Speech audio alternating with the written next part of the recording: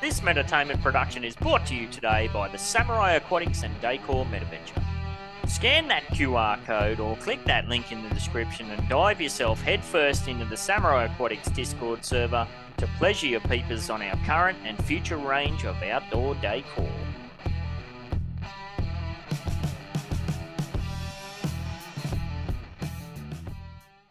The Whine and Cheese Show is a Metaverse and NFT discussion and interview series brought to you by Metaverse Ventures Entertainment and host BEN68 and Morecheese. Warning: the information and opinions within are solely the views of the individuals involved and contains content not suitable for anyone. Yes. G'day and thanks for listening to or watching the Whine and Cheese and the Metaverses Show. I'm BEN68 here with my co-host Morecheese for episode number 87, recording on Friday the 2nd of June for Cheese, which is Saturday, the third day of winter for me. We talked a crap load of amazing articles. No. See, I messed up. We talked a crap load of awesome, amazing Upland stuff. Ben and I played devil's advocate on a few things and then dove into some interesting articles. Whoa, mama, was this a long show. Oh, yeah. So get ready to creep on into another feature-filled, shiny, but always shitty episode of The worst show ever. Whine and Cheese. Time for Whine and Cheese. Whine and Cheese. Time for Whine and Cheese. Cheese. One is a wanker, one's like it stonks. One's from Australia, one's from the Bronx. Talking about the Metaverse and NFTs. Interviewing all the real crypto G's.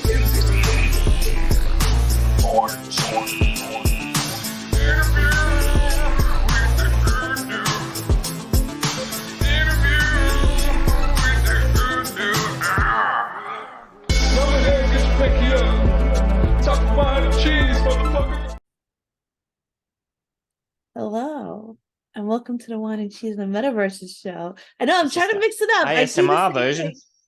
Oh, Oh my God. Episode number 87. I think we're rapidly approaching our third year, I think. is it? Might be September or something like that. Oh, Not too far away. I have too much fun. I don't really give a shit. No, you got me in the SMSR. What is it? SMSR? Yes, that's it. SMSR. That's exactly it. I saw Yes. there was this one show. I don't know if you see What They Do in the Dark, but the lady on there is freaking hilarious, and she does these little skits. And she did a SMSR skit, and she that's where I got them. Yes. ASMR. ASMR. What Yeah. was I saying? SSMR or something. I don't know. That's Oh, funny. ASMR. I led you on for a little while there. Too, too many letters. Yes, episode number 87. Thank you first and foremost to the Goldsmith for jumping in last week when I was sick as a dog. I'm still phlegmed up and sick, so apologies in advance for any snorting and cavorting that carries on during the episode. Shout out to our friend Mesme at the moment too. I've been DMing her about a deal we got going on, and she sent me an X-ray of what looked like a very broken foot. So I haven't been able to see my DMs yet. What happened? She messaged me too. Rest up, Mesme, and all the best with that, because it looks very ouchy indeed. Oh my gosh. Yes. All right. So, Cheese, I said we got a lot to get into today now. A lot of the stuff that we will be diving into, I've only just seen the headlines here. So you're going to have to hold my hand and babysit me through a whole bunch of this stuff. And my gosh, there is a shitload to touch on too. But first, we had another Upland news article. Every single week we do this show, I search Upland news, but there's never anything. Well, guess what? We've actually got one this week. So let's dive in, shall we? Sure. Yeah, we got a lot of shit to cover. It's amazing. I love you, Upland. Thank you. Take it away. Moxie. Upland could lead the new era of decentralized play and creation. Ooh. So this is May 29th, so a few days ago. Moxie. So Moxie and Upland are poised to lead the charge in the transformative gaming and esports industry. The gaming industry has always been quick to adapt new technologies, and Web3 or the decentralized web is one such revolutionary tech set to change the gaming landscape. It offers numerous benefits to both creators and players. Wow. Esports, yada, yada, yada, disruptive tech, blah, blah, blah, blah, blah, blah. Where's the Upland juice? Ah, here we go. Check my drink. Successful projects push the boundaries. Projects like Moxie and Upland are already paving the way, leveraging blockchain to disrupt the gaming industry. Moxie offers a twofold solution for game developers that provides an easy-to-use tech stack for integrating esports games modes and a platform for selling and distributing esports-enabled games. Moxie also uses blockchain technology to create and secure a universal token called Moxie. It makes sense. This ensures real-time transactions and projects. Blah, blah, blah, blah, blah. All right, take it away. That is so freaking cool. Similarly, Upland has successfully brought blockchain technology to mainstream audiences through its engaging game-based experiences. With Upland, you can buy, trade, collect, and sell virtual properties with the guarantee of owning your digital asset through blockchain technology. Upland strives to establish a strong economy that connects the virtual and physical worlds by promoting real ownership in an open market system. Through this decentralized market, stakeholders will have the opportunity to interact with each other directly. First of all, the name Moxie is hot because I used to play Borderlands a lot, right? And Moxie was this really hot mama badass that, you know, kind of was like a bit of a pimpette.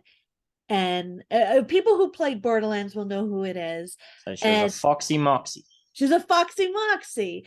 And the fact that they're doing it's like esports, like I could see NFLPA legit like this being something that will put some life into that.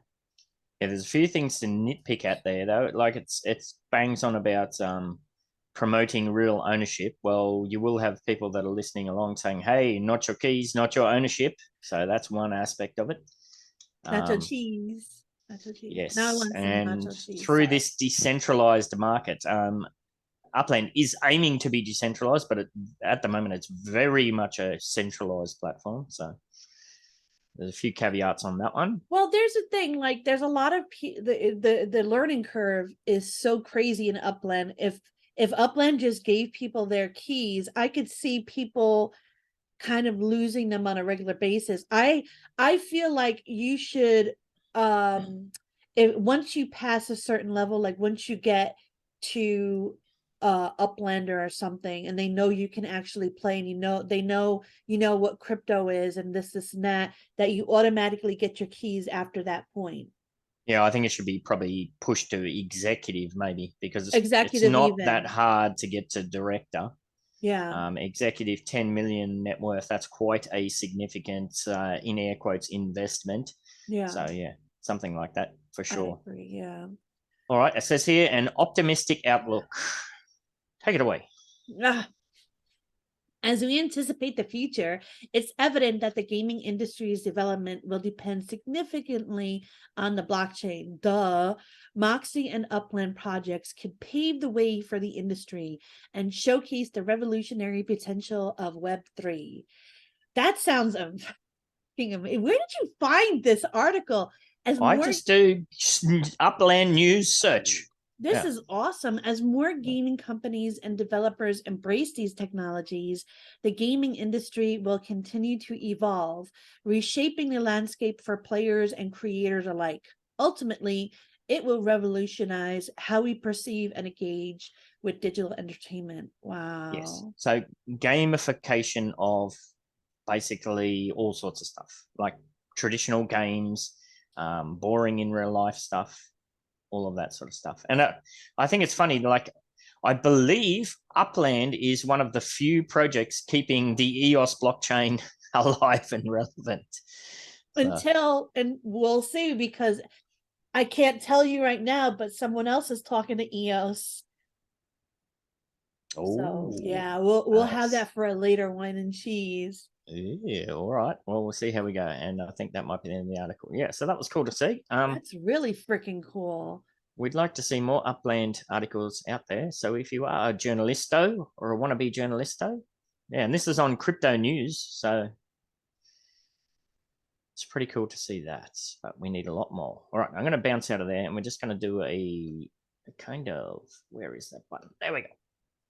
So we do have Genesis Week coming up, and, we were, as with anything Genesis Week, we're going to get smashed by a shitload of, new features, new this, that, shinies coming.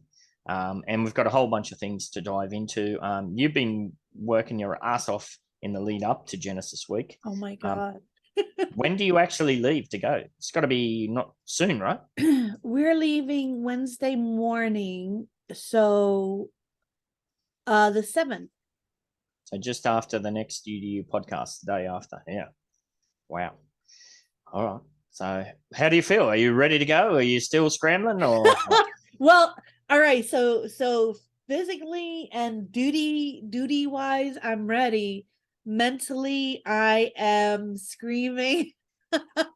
I have all the flyers done, printed, ready, blah blah blah. I have the t-shirts made, I have the tote bags made, I have all the goodies, I have gifts for a few friends. And if you don't get a gift from me, don't feel bad. It's just that, it's something that makes me think of you. I saw it while I was shopping in the supermarket. For example, Goldsmith, he's always posting pictures of that freaking animal. I keep forgetting the name. I keep thinking hedgehog. Yeah. My husband just screamed it out to me. That's how much he posts it. That's how much he posts it. My husband knows. So so stuff like that, like if I'm like, oh yeah, this reminds me of this person. Literature, getting stuff ready, thinking about questions people might ask me, having things available for people knowledge wise. I'm going to be, and I could tell you this, I could tell people this much. I will, as well as MVE, Samurai Aquatics, and the new stuff that we're coming out with on that side. I will also be talking about another project that I'm not running. I am kind of like a little bit involved with. Yep. Thank you, Ben. Yep. Avalon the Druids. It is an MMORPG on wax. It is amazing. It's something that people can actually walk around and play like a game. So I'll be talking a little bit about that because I have one of the Genesis guilds in there along with Mass and Dak. So that's interesting. And then I have other stuff I'm just kind of rooting for and helping them along. Like I've been not sleeping for the past 3 days helping one of the hackathon projects out. I love all the hackathon projects, don't get me wrong. Like I really wanted to have Upland on here to talk more, but this is the last week before Genesis Week, so people are freaking busy. Like I wanted to have him, I wanted to have Musita.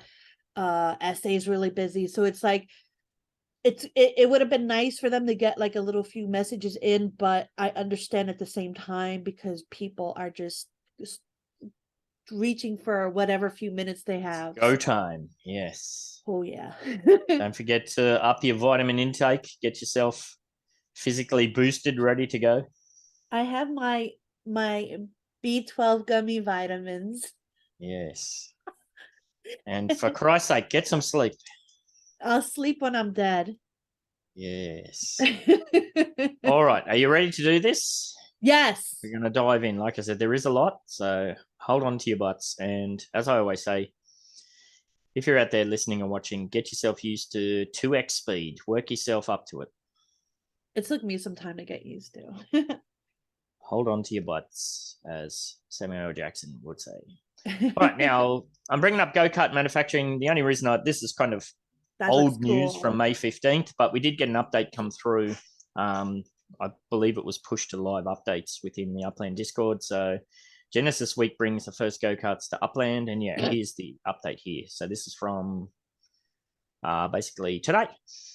We would like to remind everyone that applications for MetaVenture factories for go-karts will be opening sometime after Genesis Week. The factory application will be available first And in the following weeks, the Upland team will begin approving players who meet all qualifications and later will accept go-kart model submissions. We will share the factory application requirements as soon as they are ready, so stay tuned. How do you feel about this? I love it. I am excited. You know what I hope? I hope since it's a go-kart and it's smaller than the cars, because like a lot of people have small to medium factories that can't be utilized, right? I'm hoping that a small factory or a medium factory can be used with stuff going forward, because it's like, why even bother having it as an option if it can't? Yes, absolutely. What's your take on it though, in regards to, as far as outdoor decor map assets, we still have dozens of items that are stuck in the approval process that have been in the approval process for I would hate to look 6 months, 8 months. Well, I know I asked, and I think each metaventure type is a different group of insiders working on it. So the people that are working on the metaventure are like the map decor. Map decor. I combined it. They're not the same people working on the cars, not the same people working on structure ornaments, etc., etc. So it's like I'm not gonna say, hey, they shouldn't have that because we don't have this. We just have to be patient and bear with it. I wish them all the luck. I want more stuff to come out, even though our stuff is a little bit, well, a lot of it, Upland, come on, a lot of it like snuffled like I am in the mornings. I do like that they're hiring other teams to kind of tackle those sort of things and start the wheels turning.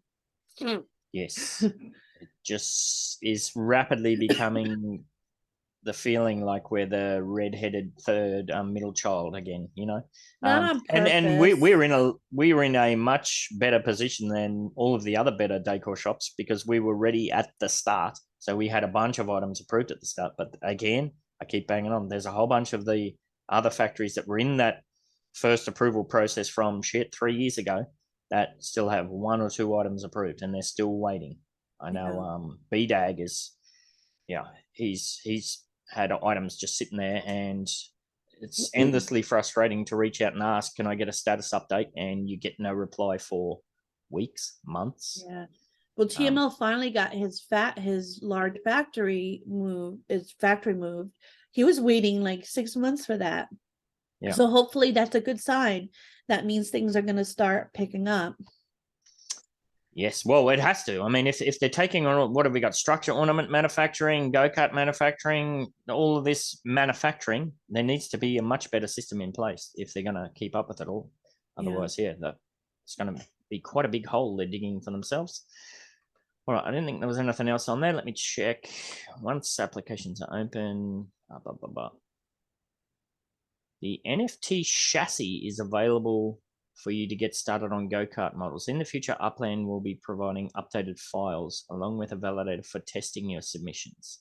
You say chassis the same way I do. Chassis. Yeah. Chassis. That's interesting. So they're providing you with the baseline structure to work off. That's kind of cool. That is cool. Yeah. Interesting. Wait. Once again, if someone gets approved and you haven't heard back, please stay tuned. Your applications are reviewed weekly. Thank you for your patience, and we can't wait to see. And I just want to reiterate something that I said on the UDU podcast. I was rejected, and they really like make you sad when they reject you because they're just like rejected. And on 2 Metaventures. So I went to a CM, and they can't do anything for you, but they can guide you in the right way. And Lizette, she guided me into how to write my response. I wrote my response to both. I only actually heard back from one a month later, the Speedway one, saying, thank you for the response. So be patient. No, ask for guidance in replying to the email, know that they will actually get to it and review it, and just kind of keep your fingers crossed. Hopefully, I take it as no news is good news. I mean, yeah. if you get a rejection letter, and like you said, they're brutal in their in their bluntness. You suck. Computer says no. Fuck you very much. See you The later. computer says no. Yes. So, well, I have 4 MetaVenture applications outstanding. I applied for a structure ornament showroom. I've applied for a block explorer shop. I've applied for 2 extra samurai aquatics and decor showrooms. And yeah, I haven't heard a single thing about those. There are people getting rejections letters. There's a whole bunch of those coming out on the thing. So it's just one of those things where, yeah, you just got to be patient. Yeah. So kind of is what it is. Oh, and I just want to give a quick shout out to my husband, who took a week. Like, I was complaining, like, oh my God, I need to get my stuff ready. I need to get my stuff ready. And he heard me, and he took a weekend. He took 2 days to learn Blender. And like, he did like so many tutorials within that time. And he's like, here, you like this? And he made me one of the items. And I was like, wow, that's amazing. Let me give you the texture to put on it. And he puts the texture on, no problem. And now he's working on another one of my items. So we'll see. So this way, D-Tech has some help, because D-Tech will have, like, we're still the 3-way partnership. D-Tech has so much stuff that he will need to be doing. So this will be a good way to provide assistance to him. Yes, and shout out to D-Tech and all the best with what he's got coming up as well. Yeah, a lot of people juggling a lot of stuff at the momento. All right, now we kind of touched on this one because it came across as breaking news when we're in the middle of the UDU podcast, but we'll dive into it again. So, one of the benefits of having 2 shows is we can kind of gloss over things on the UDU podcast that are kind of semi-Upland related, but then on the Whine and Cheese show, we can just dive on in with very few time restraints. So Berlin is coming. I love. Are you this. excited? I'm excited. I'm pumped. Like, I think, and I hate saying this, but I'm always gonna be honest on our show, right? Yeah. I own so many properties all over whatever is out already, right? So when something new comes out, like I get the 3 properties. If I could afford more, I'll get a few more, but then I'm gone. I'm over it. This is, however, big for new players, people just coming in, people who have been around for a few months, maybe even a year. That's where the excitement is. And I love it that, they have the opportunity to kind of mint something huge like London, like Berlin. And so I'm not excited so much for myself, but I'm excited for the new people and those who have been around for like a year less. Yes. Yeah. I've have thousands and thousands of properties. I'm in the midst of getting rid of thousands and thousands of properties. So yeah, all of these new city releases, I'm just getting the 3 and getting straight on the train or the plane and getting straight the flock out of there, so I don't FOMO into anything else. But yeah, obviously new players want new opportunities. Yes.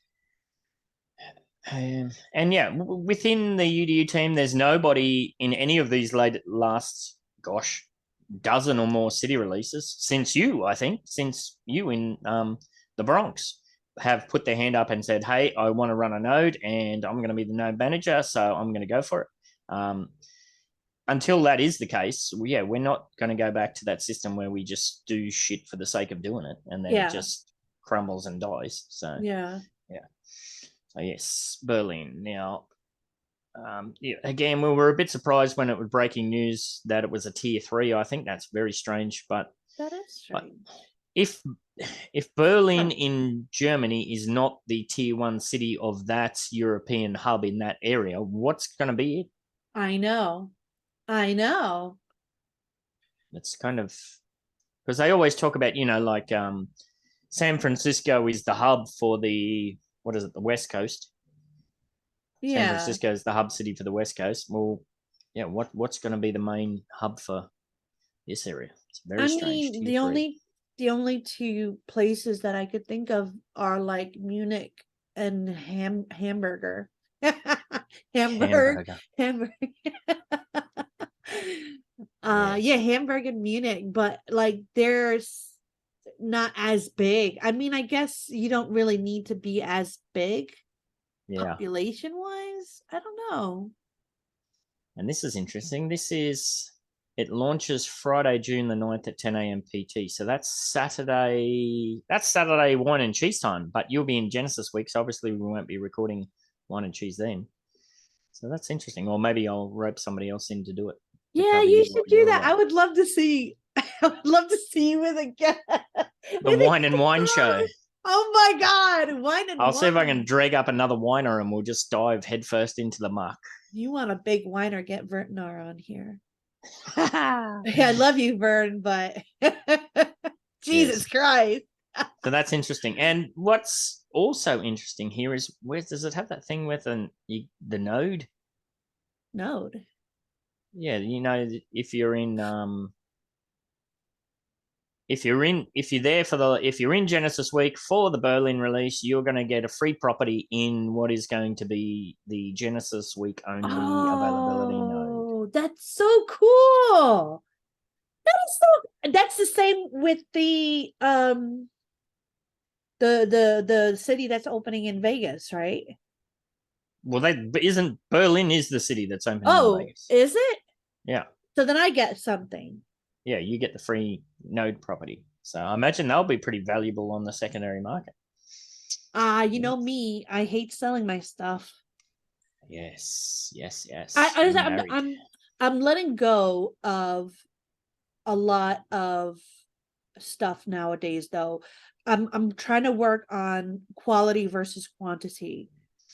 Yeah, I've pretty much selling anything and everything that's not a node property. And like there's a whole bunch of collection properties in Chicago, Kansas that I had. I've been going through and selling the additional ones that I have above the collection, but then I'll check the collection. And some of these purple limited collections, you look on it, you click the property card, it's earning 100 UPEX a month. Well, this is pointless. I might as well just get the money out and do something else with it. Because exactly. I mean, yeah, and you're right. I'm holding on to my node properties and like anything that's not providing me. Yeah. So, So I think I mentioned on the UD podcast, I'm going to try and get down to like 2,000 properties, but I completely forgot that I have over 1,000 Portage Park properties. So maybe 3,000 might be a more realistic target. So I think I'm down to 4,200 or something. So another 1,000 or so to go. So if you want to bargain, if you're out there and you have been eyeing off something that has a BEN68 tag on it, hit me up. You never know. Oh, nice. Yeah. Previously, I have been, no, I'm not selling nothing, but now I'm very much open to the possibility. And I've been reaching out to, kind of speaks to what I said about Mesme. I have been reaching out to some of these other node projects that I have a swag of properties in and saying, look, I want to sell these properties. I don't want to just dump them on the open market. Can we work out a deal? So that's a good if that's you, hit me up. Hit me up. I am a bit of a prick sometimes, but you know, I am open to. Normally, I just shut people down and say not interested. But I mean, don't offer him $1. He's not going to holler for $1. Holler for $1. Honey, Ben child. Grandpa's got bills to pay. That's funny, actually. You know, I was thinking the other day, like I've always spoken, I think since we first started these kind of shows, that, you know, the ultimate goal would be to using my blue squares, my Upland real estate to help pay off my in real estate. Well, that's my reality at the moment. I'm withdrawing almost half my weekly wage from Upland, and that's going straight to paying off the mortgage. I'm literally paying off my mortgage thanks to Upland. Yeah. And I bet your wife is like, oh, yay, finally. I could finally show her the money. Yes. Show me the money. Yeah. Yeah, it's kind of crazy because like with all the interest rate rises and the cost of living rises, we're not we're not in trouble financially, but it did start to pinch pretty hard, and you have to cut back on things. And I got to the point where I'm going to either have to take on an evening job a few nights a week, or I'm going to have to take on a full Saturday extra job. But I have been able to replace that by buying and selling virtual real estate in the Upland Metaverse. That is pretty amazing. That's say impressive. what you want. That's say what you want about, the Upland team, or whatever you want to say, anything you want to say. At the end of the day, I'm paying my bills off by buying and selling properties in Web3, Metaverse, whatever you want to say. So, as somebody mentioned in the UDU podcast, I think it was, there are tax implications of that. Yep, fully aware of that. So I am putting away a nest egg for that as well to make sure that's all covered. But rather than me having to go and do Uber 5 nights a week and then all Saturday or something, selling some blue pixels. It's pretty amazing. You hate driving though. I hate driving with a passion. And my commute is 4 minutes down the road. Oh, and I hate it. You would be an even grumpier Ben than you are right now. Oh, yeah. Oh, boy. All right, let's see what we got next. Now, all right, you're definitely going to have to hold my hand through this one, because I pulled this up.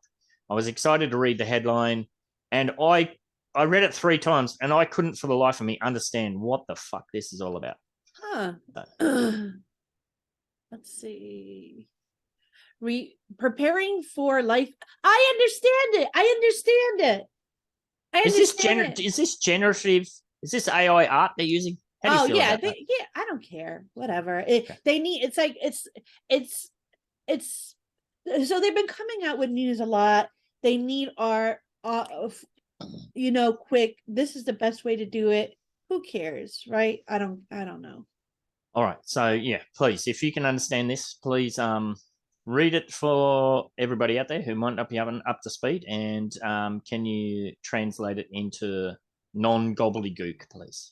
All right. Preparing for life in Upland. It's no secret that Upland is an ever-evolving ecosystem, as we are constantly working on new ways to make the experience more dynamic and engaging.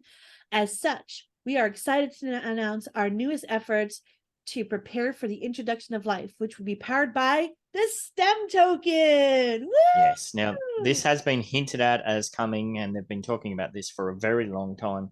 So, yep, all on board with that. Please continue. Similar to the launch of property development, the presentation for life will first come to Upland in the form of 2 new assets, right? So right away, we know STEM is not going to be very easy to obtain. You're going to have to put time into it. The first will be map assets that simulate the mechanics of living creatures, right? So basically that tells me that this is a test run, right? So you're going to get, sorry, finish your thought. You're going to get a totem. That totem is going to kind of act as if it was an animal, right? And you're going to have to nurture that totem. And when you nurture that totem is going to create protum. Protum will Hang on, you've lost me. How? Because you know what? You're trying to talk while I'm talking. Go ahead. Say what you want to say, and then I'll finish.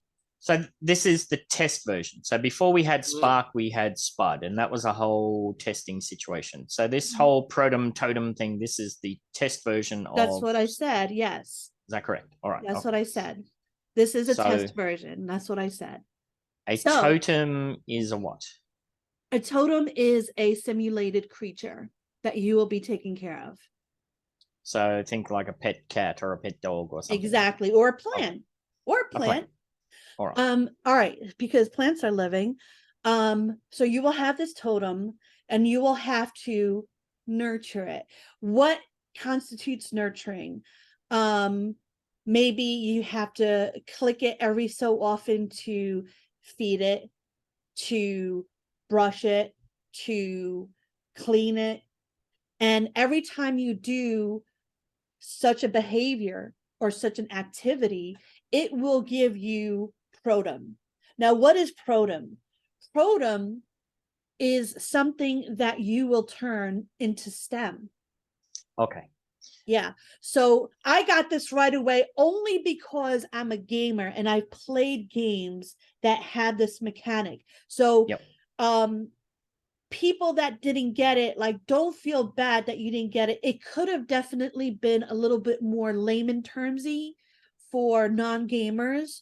Like, if you've ever played Farmville or something like that, maybe you would get this, but it's a little bit more complicated. So basically, the way to really get as much protum as you can is to be active in the game, so that you can, like, let's say, for example, you have to feed it every hour, right? You have to clean it every 5 hours. You have to play with it every 2 hours. So the more you interact with these behaviors, the more protum you'll receive. Let's say you were supposed to play with it, but you didn't play with it. So you're not going to get that protum. You're going to have to click it again to do that 2-hour timer, right? Okay. Yeah. So that's we the have a best system. way. I thought a bit confused. You know, they try to get too clever with totem, protum, the whole terminology or whatever. So, but basically, if we think of protum is like spud, stem is like spark. The difference is that in spud, correct me if I'm wrong, but when we were just given a set amount of spud. As here's your spud, test the system. We did the whole Spud Wars thing, and then when they upgraded to Spark, there was no one-of-one redeemable. There was no way to earn extra spud. It was just, this is what you got, this is what you get. So that's interesting. Okay, so do you know, are we going to be airdropped any amount of protum to get kicked off, or is it this whole, you got to get the totem first and then start generating? I don't think so, but then this is just me taking a guess. Yep. So we get the totem. And I have a feeling we're going to have to buy the totem as well. Is this going to be USD sales? Because if it's USD sales, I'm out. I really hope not, but I don't think so, because this is something that is definitely an Upland thing. And if they don't offer it for at least both, if not the best option for just UPX, then I think that is a big mistake on their part, in my opinion. Well, it will be a massive mistake, and I can tell you right now, if it's USD sales, I won't be touching it with a 10-foot pole. The other flip side, if it is UPX sales, is it going to be this registration RNG nonsense? RNG? I don't think like so. Car sales and that. I think it's going to be like the Sens, where you could just buy whenever Hopefully you want. that's the case. I hope. And also, if they're gonna make such a complicated structure for protum and to turn into STEM, why would it be redeemable 1-for-1? Why not 5-for-1? Like, it doesn't make sense that you're creating protum to turn into STEM for 1-for-1. Usually when people use this kind of structure, the test version, exactly, maybe this is just a test version, we're not really going to get it, and people who actually do the test version will be airdropped. You motivated an idea in me. So if you participate in the test and you help them with this, maybe you will be airdropped a certain amount. But not to make it harder for us, but I do hope that they make the redeemable protum for STEM not 1-for-1, maybe 5-for-1, or even 10-for-1. Well, it seems like if they've put it in writing now, I doubt they'd change their mind. But yeah, it seems, unless it's just in that test phase. You know, we know when we had Spud, like to build a structure or whatever it was, the Spud hours required were very low because it was the test version. So maybe they play with that. So maybe that's how they balance it. Just to simplify things, it's just a 1-for-1 switch. Okay, so we got to get the totem somehow. And we got to That's gonna nurture generate it. We have to that- like yeah. interact with it in order to receive the protum. And that's going to be little things you can do. Like I said, clean it. Let's say it has to be cleaned every 5 hours. And like, let's say you come to it and it's 6 hours. Let's say you can still clean it, but you're not going to get anything for that. It's just going to reset the timer. And then you just have to be more on time next time. Express your dog's anal glands every point something hours to Is receive. that how you clean your dog, through his ass? That's interesting, Ben. Some people do that. They express their dog's anal glands. I don't, because I don't have a dog. Wow. All right. What are stem and protum? Ultimately, stem will be the token responsible for sustaining all living things in Upland. Look, trees, blah, blah. Yeah. So a spark constructs buildings. Stem, I would assume, breeds or, grows living things. Life will be designed to reflect the real world, which means that living assets will require nourishment in the form of stem. Yeah. So this is kind of confusing too, because remember previously it wasn't called the stem token. Back in the day, they were referring to it as the life token. So this is kind of some of the OGs, myself included, we hear life and think, hang on, is this another token? But no, they're just referring to like the process when they say life here. Yeah. So prior to the full release of stem and life, we will use a substitute currency called protum. Yeah, which blah, blah, blah. And here we go. An initial supply of protum will be distributed to all totem holders. So that's cool. For each totem the player holds, they will receive a fixed amount of protum when totems are activated. Okay, again, I'm sure it's going to say in here how you get hold of the totems. But if this is a pay to win kind of situation, I mean, I get it. They need to sell to keep the lights on the office, but hopefully there's opportunities for everybody to acquire totems. It's not just paywalled or RNG based. I don't think it's going to be pay to win. I think it's going to be time to win. Pet to win. The person who has the more time to put into this will be the winner, in my opinion. So in tandem with Protum, we will release a collection of map assets that visually represent different life forms. These assets will be referred to as totems. So yeah, totems, trees, dogs, whatever the fuck. Players will need to spend Protum to nurture their totem and keep them healthy. Okay, so you buy the totem, it gives you Protum, and then you got to use that Protum to keep the totem alive. It's like a feedback loop. A circle of life. Yes. And to keep them healthy, yes. Successfully nurturing a totem will generate additional protum. Yes, this minigame will serve to simulate the interaction between stem and life, and the objective of the game will be to generate as much protum as possible. Yes, because you want to get to that crossover point. You want to have a nice big fat bag of protum so that you can switch that over for stem as one to one. Yes.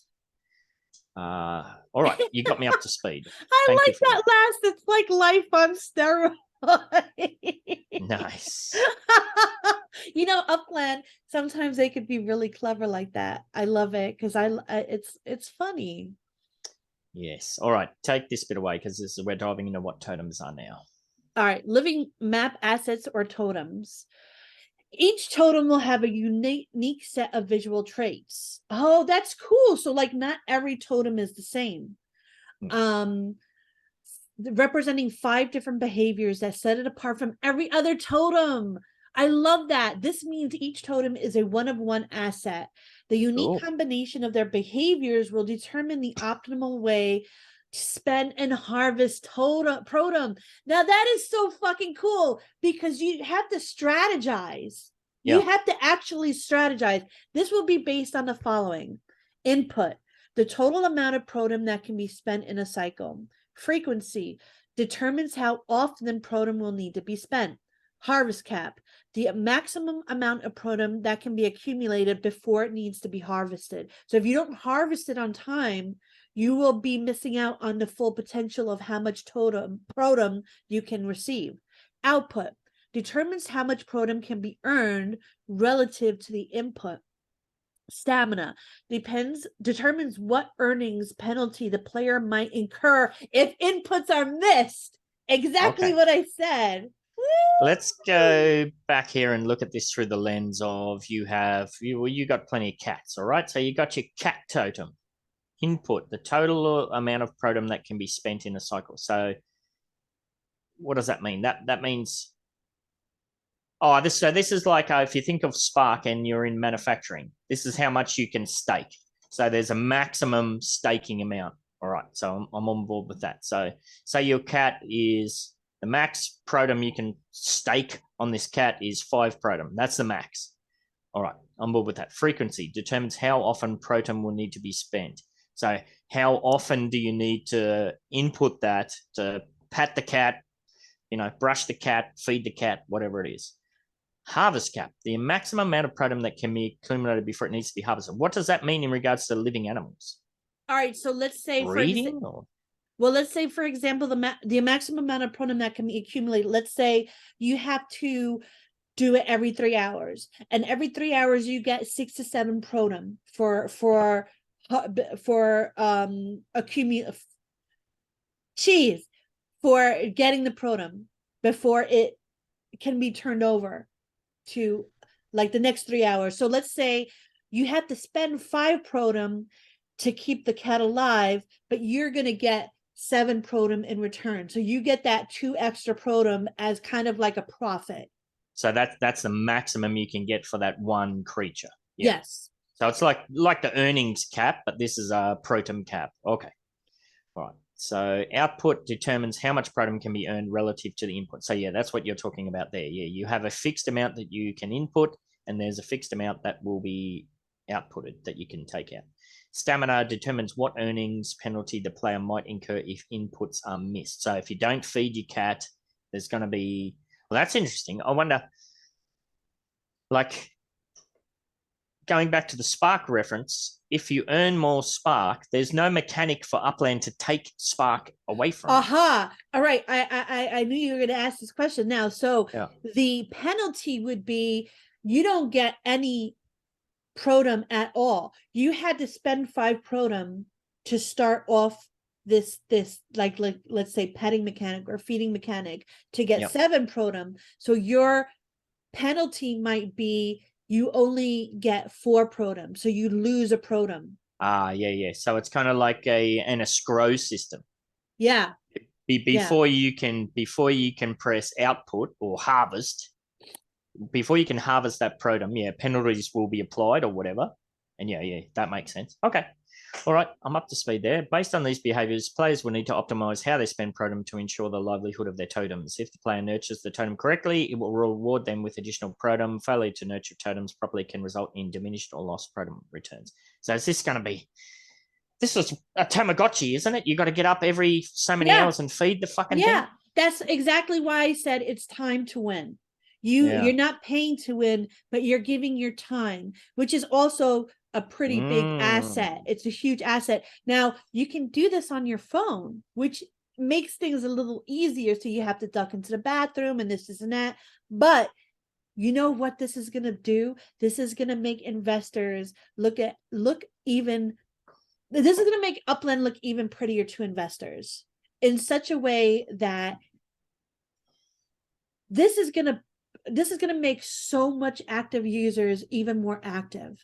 This is going to make people who weren't so active because you all right. So gamers, when they need to be somewhere, they will. They just need the need, right? Yeah.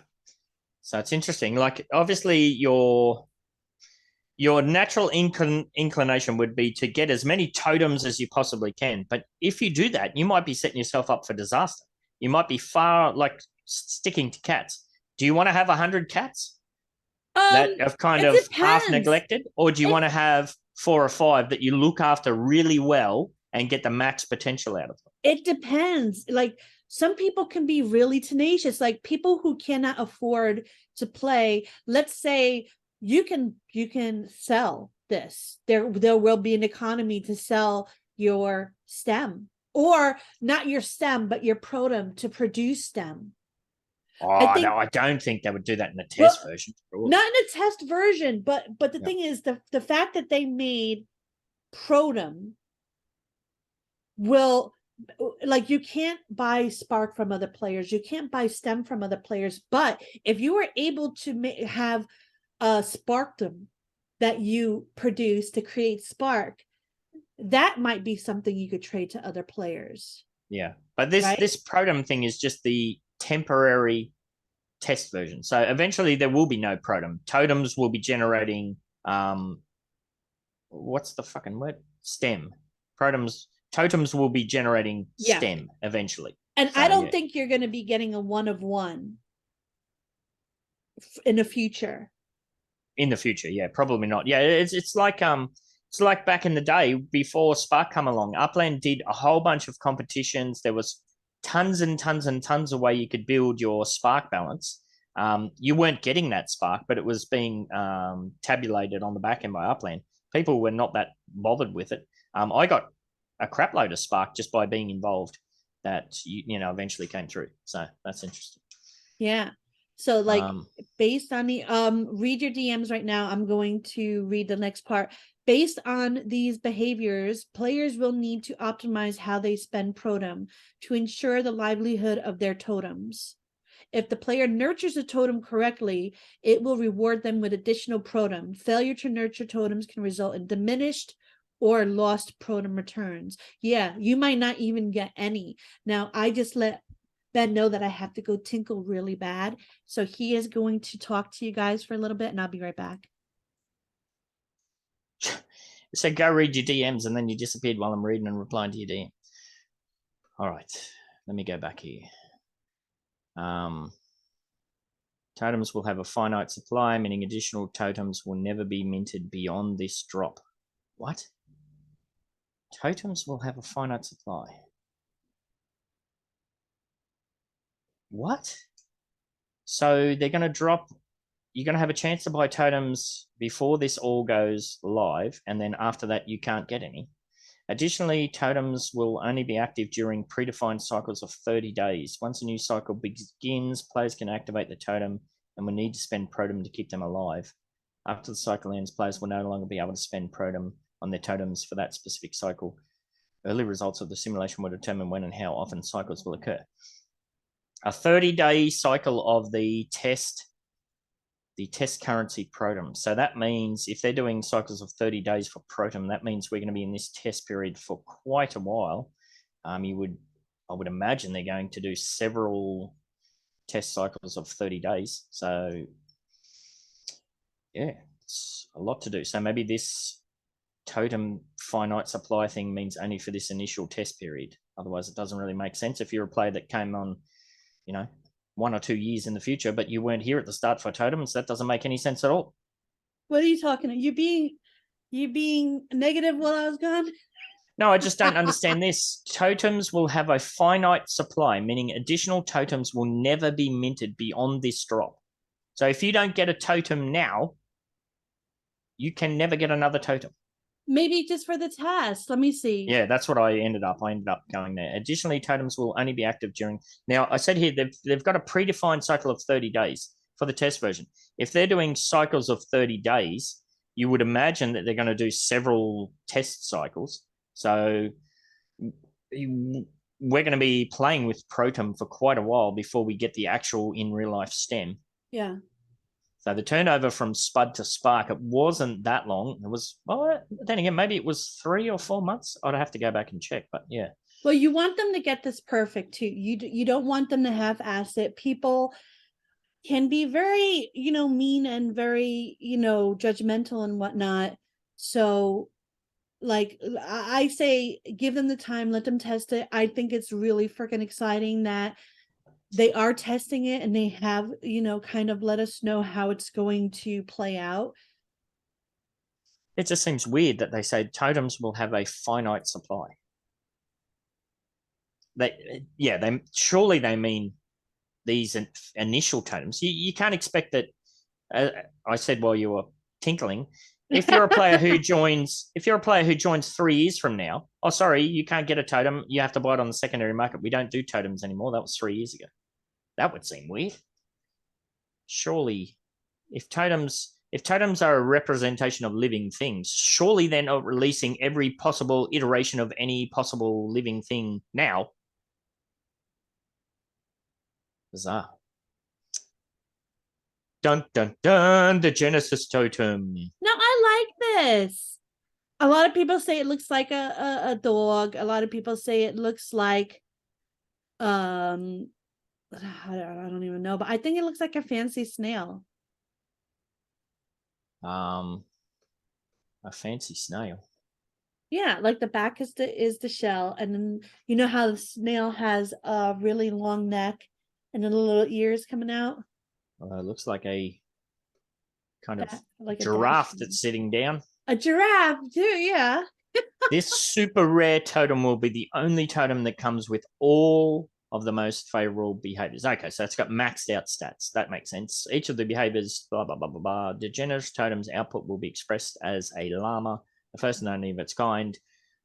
Blah, blah, blah, blah.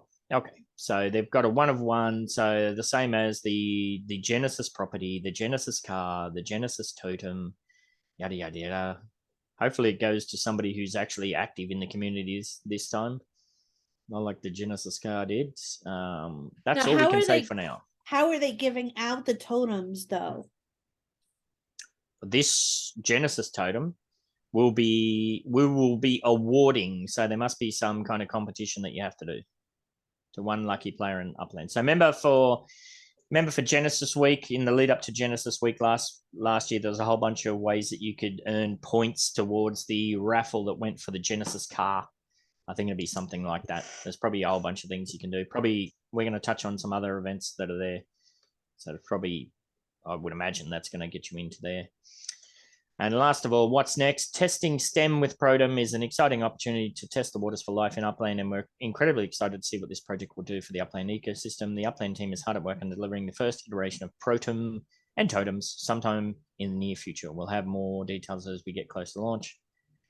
Blah, blah, blah, blah, blah. All right. So, I mean, I would say it's starting to get feature creepy, but this is something that we have that has been mentioned since I believe the initial white paper was mentioning life and this, that, and the other thing. So yeah, it's definitely something that we've been holding out for. Right, what are you squirreled on? Well, I wanted to bring Lucida in and talk about his project, because I feel like we haven't really, like, we talked to Uplando, and he was able to talk a couple of times about Uplandia, and I know Lucida has a really cool project too. We want to talk to as many people as possible to support everybody. It's just not, viable sometimes, but I do have Lucida in the waiting room if he could have like 10 minutes. Oh yeah, bring him in, sure. All right. In the waiting room? What are we gone all fancy with waiting rooms now? Hey Lucida, how are you? You're live, by the way. We are well, not live, we're recording. Recorded live. So yeah, like I was just telling Ben that, we want to give everybody a opportunity to kind of, talk about their stuff. So like Superman, take it away. Yeah. Da, da, da, da. I just realized this is not working, so I have to buy something in Vegas. First in the list, another phone. Not working. Well, let's talk about Lens Battle. Now, Yeah. Can I ask you a few questions? Okay. Is this going to be a separate thing that you go to, or is it going to be Discord based? It's separate. It's a Okay. website. Okay, cool. We're gonna have some dev shops, but you're gonna, when you go to the dev shop, you're gonna go to a website, and there you find the matches, your challenger, you play there. And then you're going to be utilizing all sorts of things, like you're going to be utilizing how the property actually even looks. I know you said that on the UDU podcast, scenery and whatnot. That's kind of interesting, because I know Banana Sim, he picks his properties based off of looks sometimes. So a lot of people, they really like that aspect of buying properties and whatnot. So that's good that you added that. And it's going to be kind of like a utilizing property size, utilizing whether it's big or small. So it's like everybody Yes. has a chance to win. Yes, we first thought about Lens Battle in the other way around. We didn't get a game, and then we thought, how do we put it on Upland? We first thing we thought was, how do we add value to this, right? We want to value buildings, we want to give more value to collections, we want to give more value to small properties. How do you do that? So then we start to think about games that could provide that. So we come up with Lens Battle. So we came from a need, like we need more value. So That's good. Start from that. That's definitely necessary. Now, when do you think this game would be in kind of like alpha type thing where people could test it out? We are trying to make it before James' week. We trying very hard here to release it next week, maybe. And it's possible to have 4 James this week.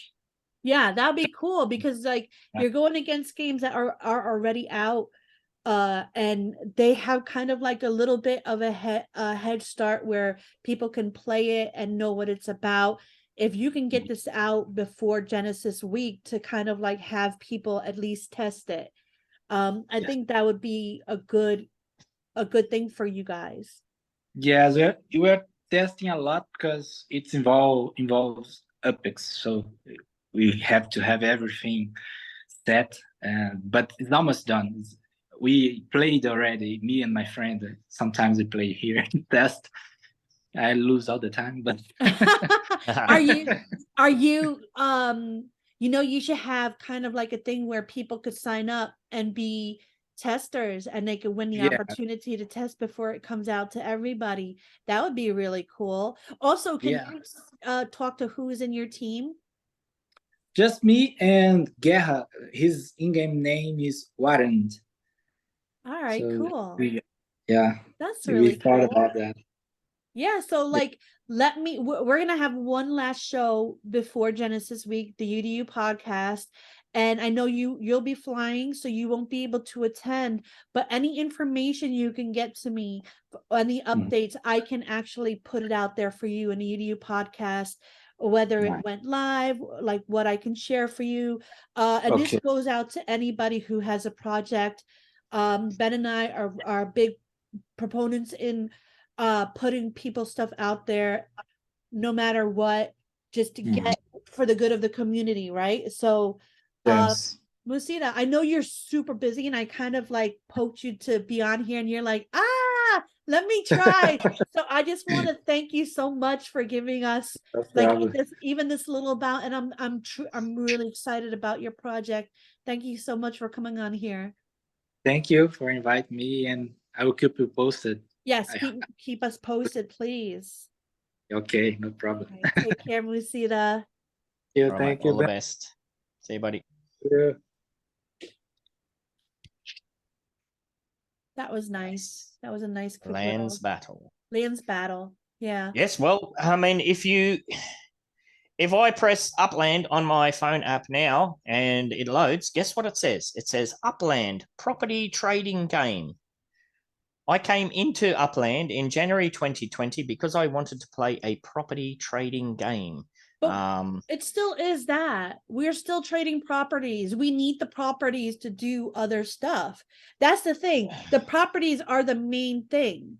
Like all of these, like most of these games are going to be based on whether or not you have properties in Upland. I know Uplandia is. I know Upland Kingdom is. That's Grom's game, right?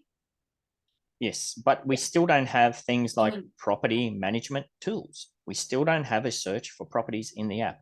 That we need. We definitely do not have the basic foundations of this game squared away. It's just feature creep, which is cool. It's nice to have new shiny things, and it's gamification and all that. But we still haven't gone back and got the foundation. What if you can get what you need through a level 2? Like for example, Uplandia or Upland Kingdoms. Now, I don't know any of this for sure, but I've heard that going forward on some of these games, you can actually rent your properties in the future through layer 2. We definitely need renting, but again, when you load Upland, it doesn't say super app. It doesn't say it's a third party Things NFT evolve. launching platform. Things evolve. If you don't adapt, you die. Yes, it just seems like we're getting further and further and further away from the core mechanics.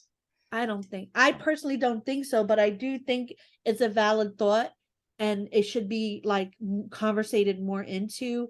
I like features. I like something for everybody. I still feel like these games will make your properties, like let's say Fresh Meadows in Queens, that's where Uplandia is taking place, or Dallas in Texas, that's where Upland Kingdoms is taking place. These properties have grown in value to be sold and traded, right? The frustrating thing is that's all come about by Level 2. third-party developers. Exactly. Which is cool, but anything that takes me out of the app is my ability to engage in anything that takes me out of the app diminishes exponentially. All right, so that's a negative, but here's a positive. Upland is giving regular Joes and Janes an opportunity to make money. Like they're not going to corporate, they're not going to these huge companies and saying, hey, build this for us. They're giving you, people like you and me, opportunities to make money, make a business, make a living. That's something I haven't seen on this level. Yep. The frustrating thing for me, and it can never be called a super app if you're constantly pushed out of the app to do all of these things. I think it's great that they're given those opportunities for the third-party developers, but the process, the bridge between the app and those things, there's something missing there. It can't be, okay, go to this link and sign up for this thing and log in at this other thing and then come back to this thing. And I agree with you. That's not a super app. I agree with you, but things are happening all the time. New innovations, new technologies. Like we didn't even know about that thing with the sports Moxie, right? We didn't even know about that. What if there was somebody who sees this problem and says, you know what, I'm going to create something so that you can actually have level 2 stuff within the actual game. It has to. You're still in the game. You press this link, it goes to another part, but you're still in Upland. Like you have it in the background. It has to go that direction. Imagine you first downloaded Facebook, and if you wanted to upload a photo, you had to go to this external site and log in. If you wanted to send a message, you had to go to this external site and log in. If you wanted to put a post, if you want to change this. It's a super app. Everything's done within the app. So there's definitely a lot of work to be done, especially for the mobile only users like myself. Like Upland spruiks that it's a mobile first platform. Well, you got to put your money and your time where your mouth is. It's not very easy though. I mean, the fact that they have most of their stuff on the phone, on the mobile, is pretty impressive. I know a lot of companies are going more and more that way because like just about everybody has a phone, not everybody has a computer. So that's good. Also, I don't know if you caught it or if Goldsmith put it out yet, but Uplando was on the cafe show and he mentioned something about Upland offering perks for getting to specific levels or achievements in these level 2 games. So like if you reach a certain level in Uplandia, you could receive a BE. Yeah, there might be there's a thing we're going to touch on, a mission system or something like that. It might be part of that. That's awesome. Yeah, it's just as a mobile only user, I came into this game because it was so heavily mobile based and we could do everything mobile, but it just seems Upland is going the complete opposite direction. Well, you could play Uplandia on mobile. Yeah. But a lot of these other ones, you can do spatial on mobile. Technically you can, but you're not doing it within the Upland app. It's taking you to an external site and it's at that bridge point where it's just too hard basket and the vast majority of you mobile users will you check can't out. you can't have 100% of everything go your way. It's just Well, not going to happen. This is not the spruiking that I'm doing. This is Upland spruiking that they're mobile first. But you could play mobile and spatial. You just said that. Yeah, you can, but it takes you out of the Upland app. Yeah, but You're that's not a doing it different within Upland. argument. That's a different argument. You can access it on your mobile. Yeah, it's all. I don't know. It just speaks Those to are two arguments in one. I'm only speaking to the mobile part. Yeah, as I said, I came into Upland as somebody who was interested in playing a mobile blockchain-based property trading game. But where the further and further we get away from that, the less and less I'm finding myself being interested in, engaging in these things. Well, then you lose like half of your mortgage payments. That may be the case. I started off playing a property trading game, and I was still want to. If that's what's going to take, if you're going to take your cut off your nose to spite your face, then that's you, boo. You do you, like we say. But me personally, if something was improving my life substantially, I would make some concessions for it. Well, what I'm paying off my mortgage with is the property trading game aspect. Exactly. Therefore, it's still a part of Upland. It is definitely still part of it, but to see things like there's no rental system, there's no property management tools. Like I said, 5 years in, like level 2 is going to provide that. Okay, well, hopefully they fix up the bridge between the two, and it can be a bit more intuitive and accessible within the mobile app. Yeah. Oh, this is a good conversation debate for a short. Well, this is the whole point that we kicked off this show, was the Whine and Cheese show. I whine and you cheese. That's exactly what it is. So and just to let people know, neither of us are right, neither of us are wrong. These are just our opinions, and everybody's allowed to have their opinions. And a conversation such as this is a positive one because we're not yelling, we're not calling each other names. These are the conversations I would like to see more in general chat. And for the most part, when I'm in there and if you speak a certain way, people will adapt to it. People will follow pursuit. I recognize sometimes when I leave or take myself out, people that were lurking in the background that didn't want to participate in a nice civil conversation will come in and say, Upland sucks. And then like the whole FUD just starts again.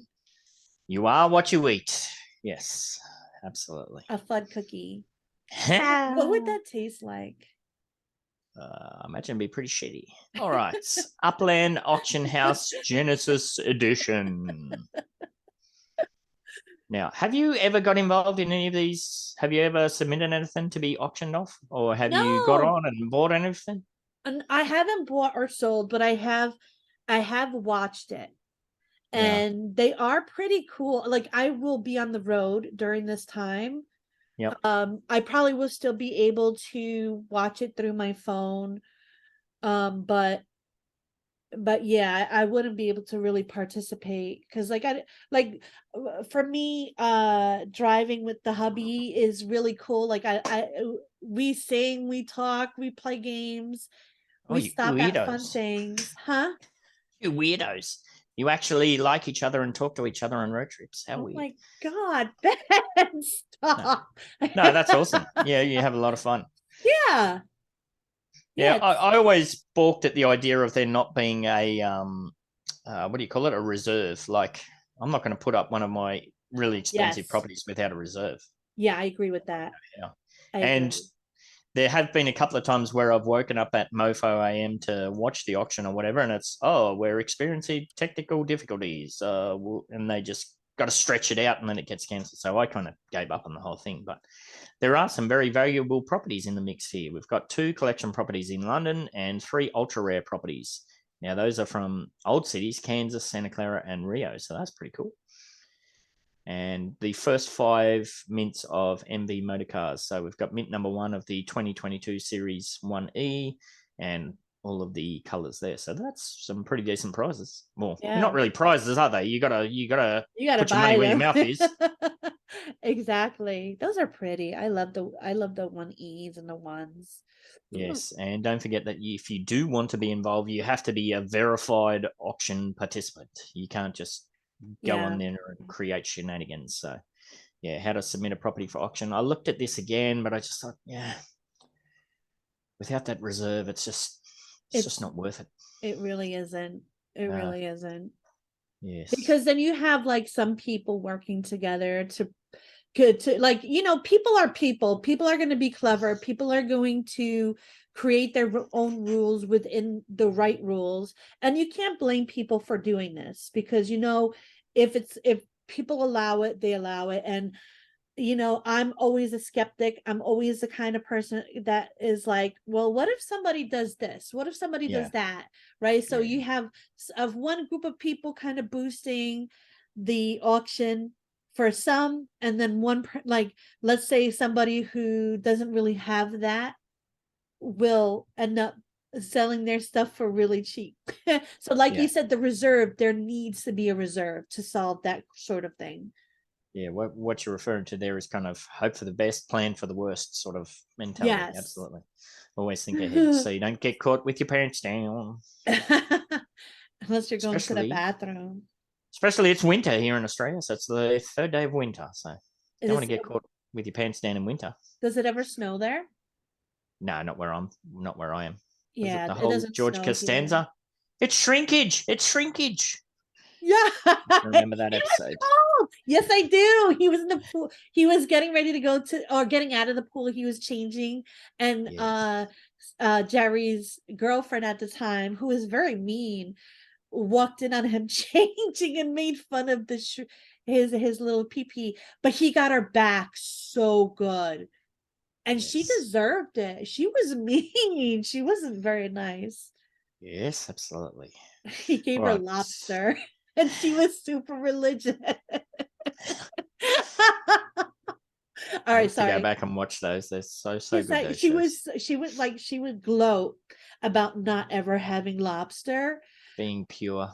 being pure, and then he made them all scrambled eggs or something, and he put little bits of lobster. Well. All right. I love George Historic Costanza's my Upland favorite. I'm tour. sorry, go ahead. Sorry. Yeah, I love him too. Historic Upland tour. Now, have you been tempted with this? You go into Genesis Week. This is the Historic Upland tour for Genesis Week. Has this finally tempted you to get involved? This is for Berlin. No, this is join us on a cross-city tour of historic sites in Upland. So this is, think of, you might go to the Genesis property in Upland. So this is going to tour it's like the history of Upland, basically, in a tour. So you're going to have to go to a whole bunch of different cities. It's interesting that it says this tour will start in Santa Clara. So, yeah, that's weird. So it's going to jump all over the place. If it's free and to fly in Manhattan. If it's free to fly, I'll do it. Oh, I don't believe it is. Check out the registration reward 0.01 spark. Again, there is an estimated 60 minutes of travel time for this tour. Please keep in mind that despite traveling to other cities, the tour details will only be visible with Santa Clara. Yeah, so you have to go to the treasure tab in Santa Clara to register. Registered participants will receive 30 cents at the start of the tour and reclaim 100% of their registration fee. How to participate, blah, blah, blah, blah. Doesn't say anything about travel being free. So travel is expensive. You will be spending probably in the order of 10,000 UPEX, I would assume, for 0.01 spark. Yes. Do they offer anything else for this? You would think this would get you points towards that Genesis totem, but there's no mention of it. Oh, that would have been cool. I would have spent $10 for that. I would think it would, but it doesn't mention anything like that.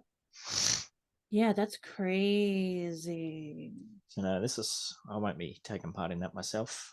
Yeah, I don't even know if it's worth it for new players. Well, not if you're new and trying to get established and you're going to drop 10,000 UPEX. When you can get 0.01 spark just by logging in for a week. So exactly. Yeah, or no. like spending that money on properties to do treasure hunts. Absolutely.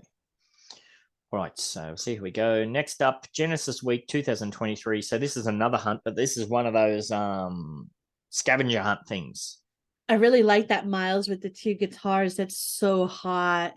And even the drums in the background, that's so hot. Has there been any more speculation on who the live band's going to be? Some people are saying it's going to be a DJ. Some people are saying it's going to be a band. Can't be a DJ, surely. That'd be pathetic.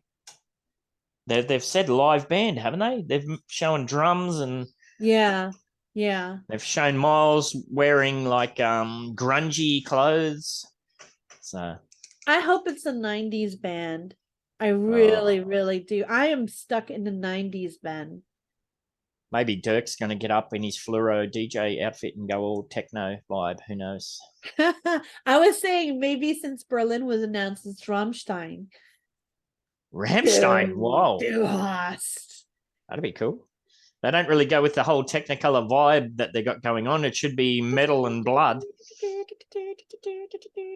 Steampunky, so we'll have to wait. But they are kind of like techno. I can almost guarantee that it will not be Rammstein, but I know. I'd love to be proven wrong. So put your thinking caps on. So this is one of these hunts where if you want to get involved in this, get into the community. There is a bunch of community groups that they get together, especially for these. They help each other. What is it? More heads are better than one or something. 2 heads are better than 1. 5 heads are better than 2. That kind of vibe. Yes, and they work together, they help each other and race for the end. If you're just going to try and do this all on your own with Google, yeah, you might be in with a shot, but...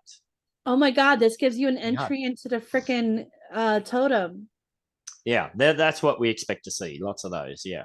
Oh, yeah, but you know what? Like, these scavenger hunts from Upland are difficult. Like, I remember they did a message in Morse code and we had to decipher it. And I was just like, what the hell? And then everybody was pulling up Morse code charts and some of them were different. It's interesting here that they say that there's no casual play mode. Normally with these scavenger hunts, there's prizes for the race, like the top 10 or whatever. And then there you have a casual version where you have several hours to complete it and you could still be awarded a prize. But this, they're saying no, it's only the competitive. And the top, how many are going to have a chance for the totem? Because if it's the top 10, I'm not going to even attempt it. Well, let's see. Registration, 5,000 UpX. Event starts at motherfucker AM Australian time. Even my time, 8 a.m. is really, really... Well, that's when registration ends. The event starts at 10 a.m. All right. Registered participants will receive 20 cents and approximately 50% of their fees by completing the hunts. Blah, blah, blah, blah. Oh, look. So, hunt rewards. You have to sign up for this via the London Treasure tab. Hunt rewards. Take it away. The player who completes the Superfest hunt first will receive entry into the drawing for the highly sought after Genesis totem. What? Only the first person. Only the first. Wow, also, they're gonna make that super duper exclusive and hard to get. Yeah. Oh well. Oh.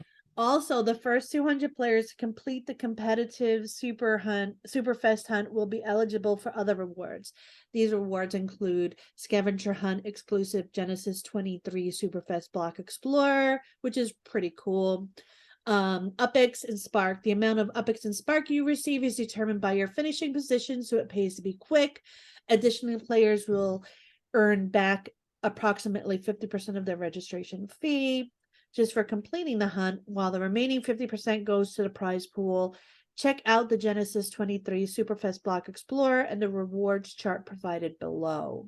Okay, so that goes back to my earlier point. If you want to be within the first 200 players, you probably should get within a community group to help each other, because they do help each other get over the line on the back end. So, all right, the rewards. So if you're in the top 200, you definitely get that Explorer, which is pretty cool. Yep. Top 50, you get 0.01 spark. Top 20, you get 0.04 spark. And if you're first, you get 0.4 spark. If you're second, 0.2, 0.1. So yeah. And a lot of UpX. Yeah, the UpX gets split. That's good how they do that. So most of the fees that people pay goes towards the UpX reward. So that's kind of cool. Yeah.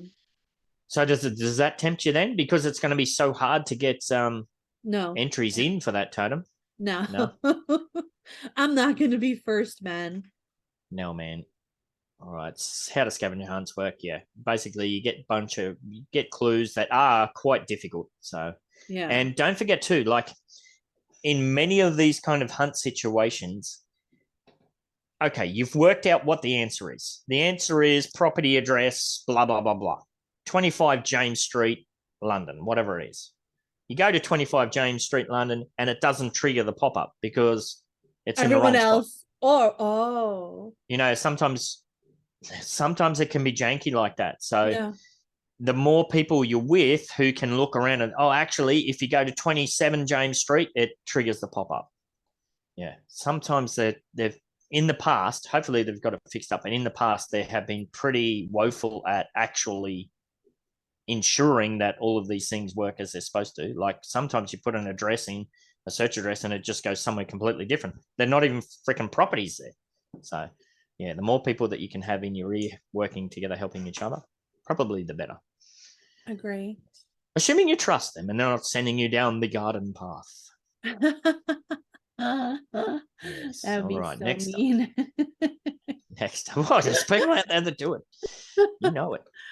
Yeah. Right. Next up. Speedway time trials. Genesis Week Speedway time trials. I love it. Uplanders, prepare to put the pedal to the metal in the Genesis Speedway time trials. Throughout Genesis Week, players will have the opportunity to race on 4 different tracks and compete for the fastest times. The Genesis Speedway time trials begin Monday, June 5th at 12 p.m. PT. Okay, so that's a bit more of a nice time for me. I might 12 p.m. PT. That might be just before I go to work. Cool. And end on Friday, June 9th at 12 a.m. PT. That'd be cool to have you there. So here we go. Brace yourself for an array of rewards, such as an exclusive Genesis go-karts, along with UpX and Spark, blah, blah, blah, blah, blah. So you're going to get racing? You're going to dust off your car and get out there? Yeah, this looks fun. This looks so fun. Time trials will start. Yeah, we said that. Each day, participants will race on different tracks to achieve the best time and claim fantastic rewards. The 4 tracks featured in this event include the Hollywood Hills racetrack, Rio Promenade track, New York racing track, and Detroit blah, blah, blah track. In order to participate, you must own a car. Duh! If you do not own one, you can use the MetaVenture directory. Blah, blah, blah. You could make a cardboard box and just run. You know what's funny, though? Like, if they don't put that out there, you know there'll be people on Twitter saying, hey, you didn't say I had to actually have a car. Yeah. That's not fair. Wah, wah, wah, boo, boo. Yeah. So, if you're unfamiliar with multiplayer racing in Upland, yeah, it is it's an extra app you have to download and play and connect to. It is fairly simple to do and go and play around, but you should go and get yourself familiar with that ahead of time. This is 100% RNG based, so just keep that in mind. There's no point rage quitting if you're in first and then suddenly you get knocked back to 6th or whatever it is. It's just RNG. You just got to know that from the outset. It's completely luck based. Yeah. Scoring and leaderboards in the Genesis Speedway time trials, players will be ranked based on their fastest times. Hopefully, remember the kerfuffle they had the last time where the times that were shown in the app was not the time that was shown on the leaderboard. You had to multiply by 60 and divide by 120 and put your red underpants on and do 7 skips. And hopefully they fix that up, because that was just stupid to make that so complicated. So hopefully that's being fixed up. Only the quickest time from each player will be recorded on the leaderboard. Yes. But it was smart in a way. Like, see, Upland has its ways of getting people active. And people doing constant races to get that mathematical equation done, advantage. Yeah. and they had to spend lots and lots of hours on the Yes. app. And Yes. see, that builds up the numbers for Upland. Like like you could say that's greasy, but in the same way, it's freaking clever. It's brilliant. And it just makes our bottom line look so good. Yeah, the only way you win at RNG is if you're just super lucky and you pull a time straight out your ass first go, or you're willing to put in repetitions. Yes. Repetition wins RNG. Yes. There's no way around it, unless, as like I said, unless you're just blessed by the gods or something. So, to ensure fairness in the Genesis Speedway time trials, we have assigned each car model to a specific vehicle class with similar performance stats. Okay, That's so good. Series 1Rs, I would imagine race Series 1Rs, blah, blah, blah, blah. However, it's important to note that if you place in the top 5 on any leaderboard, you will be ineligible for additional rewards for the remaining days of the time trials. Players who crack the top 25 but do not win a cart will still be eligible for the remaining days. If a player places among the top 25 times for multiple classes on any given day, they will be awarded for their highest placement.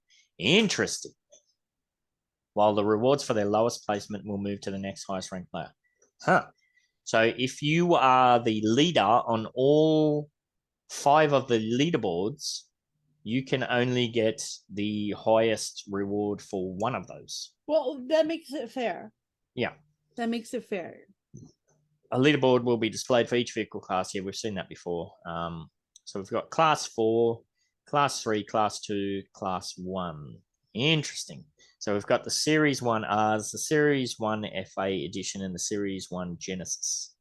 Interesting that they split the Series 1Rs and all of those special Series 1s from the Series 1 and 1Es. That's kind of cool. Although, now that I think of it, did they do that in the last one? I forget.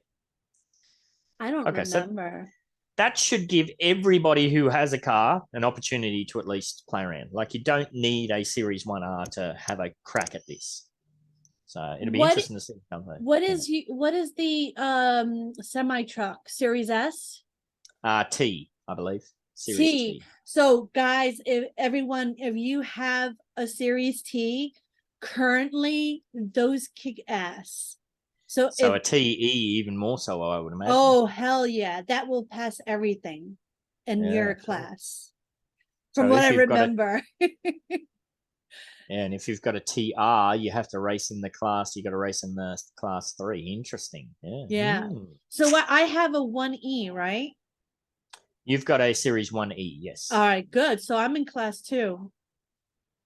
Yes, I've got a Series 1. I've got all of them basically. I could go in every one. I'll probably have a crack. I'll have a crack at least once. You could kick ass with your semi truck. Not semi. Yeah, semi.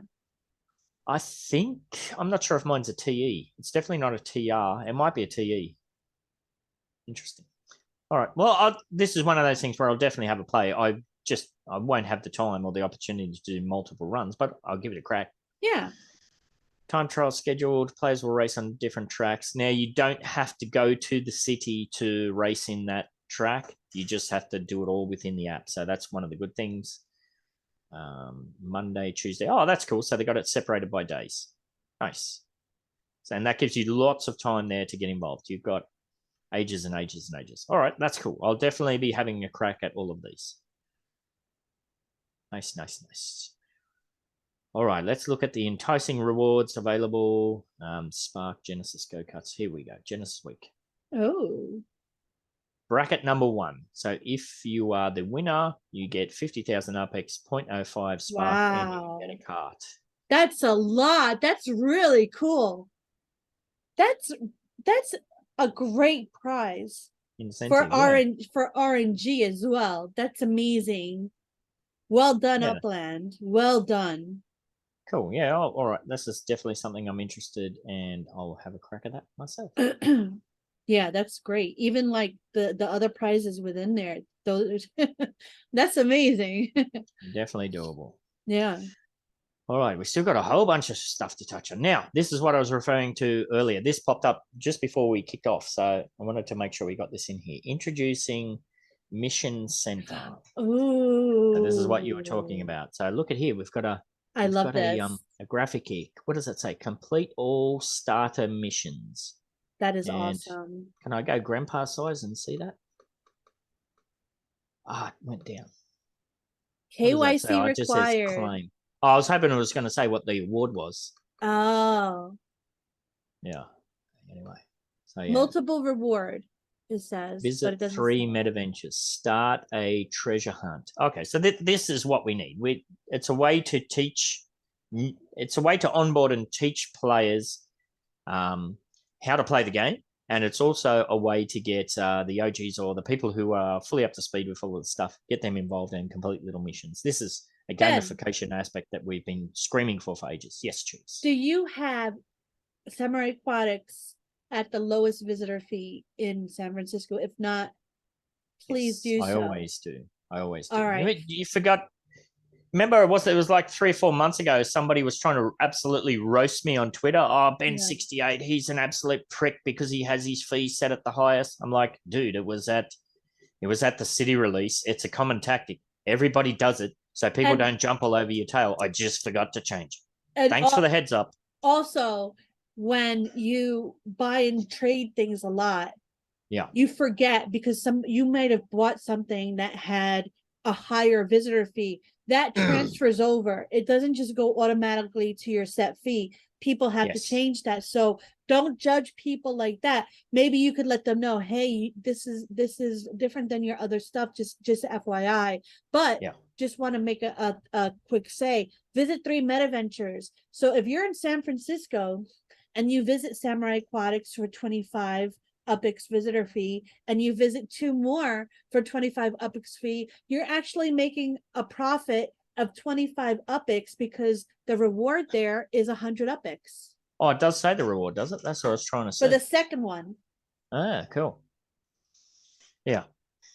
Yeah. So you're actually making money.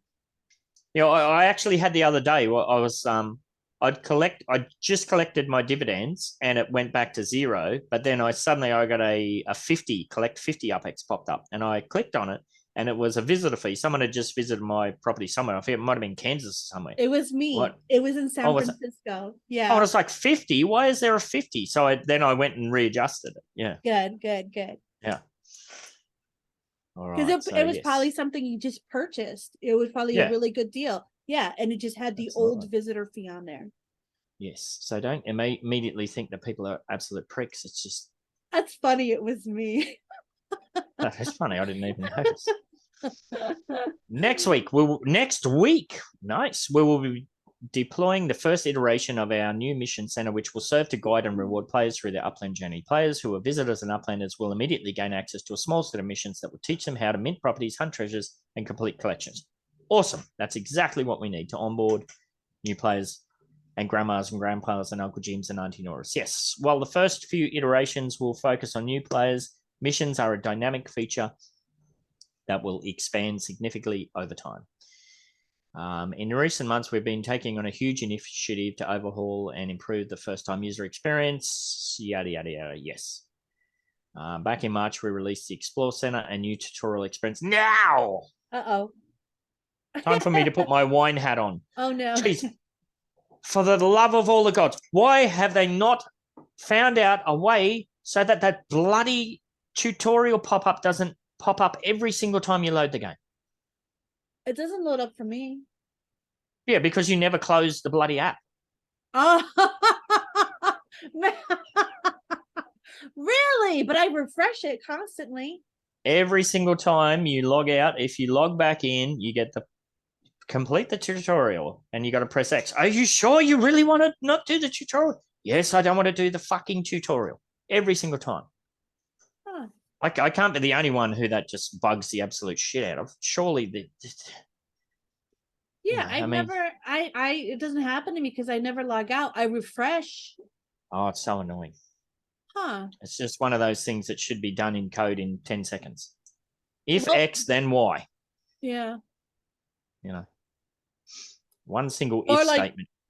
put like a check mark there. Please don't show me this again. Something like that. Yeah. Oh, yeah. I can't be the only person who it just enrages. Yeah. So what's the mission center? The mission center will offer a selection of missions to educate, engage, and reward the community. Perfect. It's exactly what we want. I love it. These missions initially, these missions will be heavily geared towards new players to give them better exposure to the Upland metaverse, hold their hand, babysit them through the early days. Absolutely. Each of these first missions will be designed to inform the player about the many intricate systems in Upland, which are becoming more and more and more intricate as we go along. This should offer the player a better sense of progression and a more linear path to kickstarting their Upland journey. Perfect.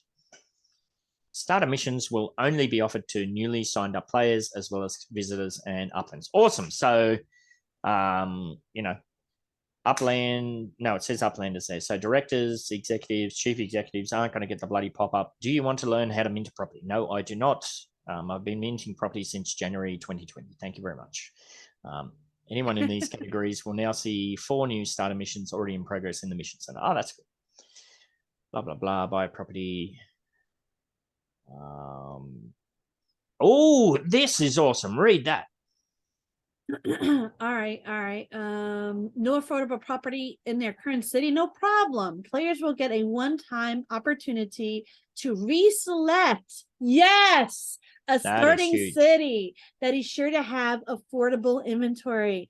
This makes buying the player's first property a breeze. And yes, thank you, Upland, because people like all the upicks they got for free from Upland, they used to fly somewhere else that was affordable. This is perfect. Well, you can imagine you're a new player that gets involved, and where do you want to start? Well, I want to start in Manhattan, of course. And you land in Manhattan, and you're like, what the actual? Yeah. So no, that is a really good addition. So nice. Well, it'd be even better if there was a way to steer them towards sending them to a place that has affordable unminted properties, but I guess the game moves and evolves so quickly that's not, so intuitive to do so. Oh yeah, there you go, Leo. 100 UPX, 100 UPX. You're right. Travel to a new city, 100 UPX. Travel to a new city. Spend 3,000 UPX to get 100 UPX. Yeah. Or no, wait, they could take a train for like 50 UPX. Yeah, some of them you can. Yep, absolutely. So people, new players, if you're watching this, probably not because we're the worst show ever. But if you are watching this, be smart with how you do this so you can get the most for your UPX, like you don't have to fly. Take a train from San Francisco to Santa Clara. I think maybe that can even be 10 to 20 UPX, and then you get the rest. Yep. Absolutely. So it says, what's next? Over time, we will work to develop additional missions that focus on rewarding players for hitting significant milestones. So there's just missions. It's basically an unlimited gamification element. The limit to the amount of missions you can do is only restricted by how much effort they're willing to code it all and get it ready. There's literally no end of things that could possibly be done. So potentially, if you have some ideas for some certain missions, I'm sure the team would love to have ideas, feedback, suggestions, and that sort of thing. So get a list together, send it off, and you never know. In short, missions are a flexible tool that will be used in a variety of ways to improve the user experience, and we're incredibly excited to see how it supports players through their experience. Absolutely. FAQs, if I level up past Uplander and didn't complete my starter missions, will they disappear? No. I've already completed the newbie collection. Can I still complete the complete a collection mission? Yes, absolutely. Okay. So that's good. Yeah. So initially it's going to be for new users, but we should see that start to roll out for more established users as the whole system gets established. I would like to personally be able to kind of get access to this so I can go through it and write out a small tutorial to kind of help people make better decisions on how they go about these missions. Yes, I could probably reach out to Lizette and see if she has any guidance as to who I can talk to. There's actually precedent for that within the mobile gaming community. I used to do that as a mobile game tester. Like, we'd get new features, and I used to run forums, and I had a YouTube channel where I do tutorials and all this, that, and the other thing. And when you're an established player, you get some new feature and you quickly slam through it and you think, oh shit, I should have went back and took screenshots of that. And I requested access to have that reloaded and it was sent through. So it is doable. I was an Android beta tester. Nice. Yeah. Every time they came out with a new cutesy name, like the cupcake, the lollipop, they have so many cute names for their updates.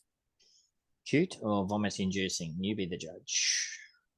Oh, you got the eyebrow. All right, one more Upland thing to touch on, I believe, and that's something that just popped up as well. That was kind of breaking news that just popped up as we're kicking off. Thrifty Trader Genesis Edition. So this is the battle of the multi-accounters. Have they done anything at all to address the rampant multi-accounting that gets involved in these things? Well, I feel like they use this as a way to monitor the multi-accounters, because remember the last time they had something like this, there were multiple like a mass jailing, right? Yeah. So after these kind of events happen, people are like, oh, why are you doing the same thing? Multi-accounters this, multi-accounters that. But they forget a lot of people were jailed. Yeah. Due to stuff like this. This is a great way. Yeah, this is a great way for them to monitor who trades with who, how long has that person been an uplander, this and that. So I don't participate, but I do appreciate it for what it provides the Upland team. It's that whole honeypot angle that Uplander was mentioning on the review podcast. Yeah. Yes. This is interesting. The player who proves to be the thriftiest Uplander will win an entry into the Genesis Week Grand Prize giveaway. So the Genesis totem again. Ooh. And all right, how do you do this? It's one of those things where they don't tell you the rules. You're just going to kind of work it out. It's buy, sell, trade, but they don't tell you you never get the algorithm. So each Uplander's efficiency value is a composite of their performance relative to others on a few core metrics: relative profit score, relative purchase score, trading volume, trading diversity. So if you sell one property with 5 million UPEX profit, that's not necessarily going to guarantee you a win because there's so many other factors involved. It's kind of the same way the neighborhood score system works. There's certain elements, and once those are maxed out, those are maxed out. It's all about trying to boost every single one of the elements. You can't just focus on one or the other. It's interesting. Now it's hold on, Chipotle mayo. Okay. So putting your dinner order in. Yeah. This show is taking long, but it's so good. This is like one of our best shows, I have to say, because it's like so informative. This is really good way for people to make money. During these times, people are looking for great deals, right? Yep. So put your stuff for sale. Don't go crazy with the price. If you put it for fair, you don't have to put it for a loss. Like if you're doing it in UPEX. If you are doing it in Fiat, you may have to put it a little lower than usual, but this is a great way to make a little money, make a little UPEX for Genesis Week, by helping these people get the points. If you're not going to participate, they can help you by purchasing your stuff. Yes, absolutely. All right, so what are the rewards? We have a Genesis Trader Block Explorer. That's pretty standard. I love that, though. That is freaking awesome. And here it's heavily featuring the musical band instruments and look, the gooey, that's a cassette tape. stuff. That's a cassette tape. That means 90s. There we go. It's all going to mean something. So yes, you can win 250,000 UPEX and 0.4 Spark plus the Block Explorer, of course. And if you're in the top 200, you get a Block Explorer. So that's pretty cool. The first one is the only one that gets the chance for that entry into the totem. Yes, the Genesis totem. Yeah, the player who proves to be the thriftiest. Yeah, so only the first one. Yeah. So yes, again, oh, here we go. I've never seen them say this before. Mitigating fraud. Take it away. It is to be expected that some players will attempt to take advantage of this type of competition to push themselves up the leaderboard. Be advised that we will be monitoring player activity very carefully. Any players suspected of fraudulent behavior will be subject to review by our data team. Offenders will be disqualified from the competition, or maybe even jail. They don't say that, but I'm saying that. Please take note that this contest is still a work in progress, and we'll be carefully monitoring the results to improve the competition in the future. Yes. Now it's time to get ready. So if you're tempted to do shenanigans, the days of shenanigans are long gone. Well, they're getting there. Yes. Well, the days of unpunished shenanigans are long gone, put it that way. All right, I'll accept that. Yes. All right. So that's all the Upland stuff. As we said, Genesis Week, there's always a shitload of stuff. Now, the temptation here is to always get overwhelmed and excited and pumped up about the shiny, shiny, shiny. But don't forget, everybody is screaming for utility. We've had mentions of, like last Genesis Week, you asked questions and we thought, yeah, not this year, but definitely next. Well, maybe they didn't say definitely, but it was alluded to at the very least that next year. They did say next year. I remember Edan said not this. I said, will it be this year or can we expect it next year? And he said next year. Yeah. It goes back to my earlier rage of feature creep. Shiny is great. Personally, I've got little to no interest in shiny. I want the Upland team to go back and put some spit and polish on some of the foundationary aspects of the game. We need some reason to build our properties in Upland that go beyond, oh, well, you can have a metaventure on your townhouse and your micro house. You could apply for a metaventure on your micro house.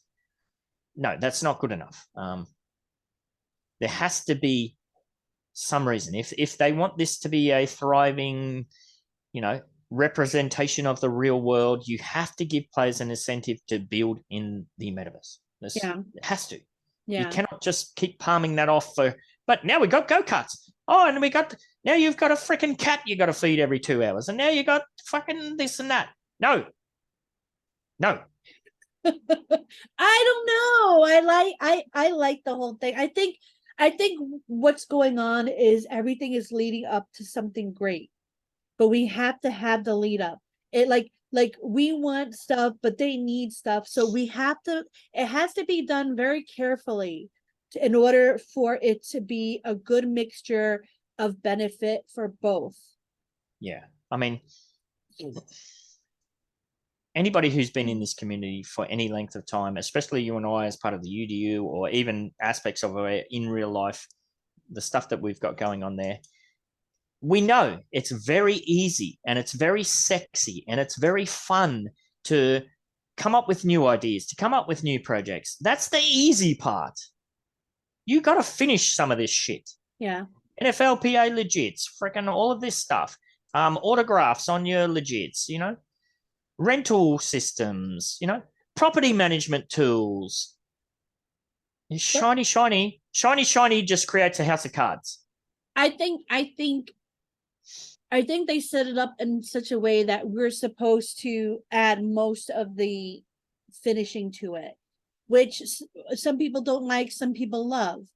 I, for one, I'm enjoying it for now, seeing the new projects that are coming out. If you asked me a year ago, I'd be like, what? I wouldn't understand it. I'd hate it. But now that I see the new projects coming out, offering stuff for a lot of the stuff that we have been let down from. Yeah. I have more hope. I have a better kind of understanding, like, oh, okay, so we're kind of like partners. We are the ones that are supposed to make this stuff happen. In the most part, like, let's see what Moxie provides. If that can provide something for the NFL. That wasn't we might have got miscommunicated there. I don't believe that was a partnership. That was just that articles mentioned 2 different platforms, and it was kind of exploring where they're going. I don't believe that was like an official Oh. collaboration or a It partnership. sounded like a collaboration of Yeah. sorts. I'll have to go back and check, but at least from my initial thing. So yeah, look, there is a very clear and distinct difference between being a fudder and a whiner. I'm not a fudder. I am 100% a whiner. Yeah. The more and more this shiny stuff goes on, the higher and higher my eyebrow is getting raised though. So no, Like I don't think I can quite go to your levels, but yeah. I can't do the other one. My brother could do both of them. Yeah, I can't But do that one, yeah, the difference between a fudder and a whiner. A whiner actually wants to hear the positive side of it and will take it in stride and be like, all right, I still have an inkling of doubt, but I'm going to take what you say and kind of try to form my own opinion and hope for the better. A fudder, no matter what you say to them, will continue like with the blinders on and say, no, it's bad. It's bad. So there is a difference. I'm kind of getting to the point where I'm saying, no, not funny, but I'm like, wait a minute. We're doing this and this and this and this. Not nobody, but I have 100% fallen into the FOMO dragon trap over and over and over again. There's never been I don't think there's ever been a situation where I've FOMO'd into something and then properly regretted it, that I couldn't get myself out of or whatever. But I'm just immune to the shiny now. I just legit immune to the shiny. You could throw shiny all over the walls. I couldn't care. I'm still playing the property trading game. I'm buying and selling properties. That's what I'm doing. I like the shiny. I will get involved in some of the shiny, but I'm not going to dive headfirst. Like if this totem is USD sales, I'm out. You're not out. 100% out. You're not out. No, not of the game, of that feature. You know what I mean? For now, until you're out of the testing. I don't think we'll see. Yeah. Upland, please don't make it completely USD sales. Don't do that. Yeah. So it will be interesting. Like I say, when I say I'm out, I don't mean I'm rage quitting the game or leaving. You're gonna have to. You gotta be more specific, Ben. I don't know. Well, maybe that's what they do, don't they? They put the thumbnail in. That's it. I quit, and then you actually watch it, and it's some bullshit fucking thing. And then the next day they're playing. Hey, I bought Straight this. Again. Where is this? Yeah. Yeah. So no, definitely not out like that. But I'm just not. I'm not. You will sit out the stem for now if that. It doesn't matter what it is, go-karts or whatever it is. That's freaking what the chess pieces and freaking this, that, and the other thing. The last thing I kind of FOMO'd into was the gnomes, but I did that purely to sell for USD. Yeah. So yeah, unless there's I don't know. Maybe I shouldn't blab on too much. I just need more. I need more meat, not so many potatoes. I love potatoes. And also like it's also good to say people don't have to do everything Upland offers. Like this is they're like, it's good to be have a feature for everybody. I'm not Ben and I, we're not participating in most of the stuff that we just don't want. Like we've done it, it's okay, it's just not for us. So kind of have that mindset when going into things, like be a little bit more picky in the event you try out for. Time is important, time is good, like time can be more valuable than money.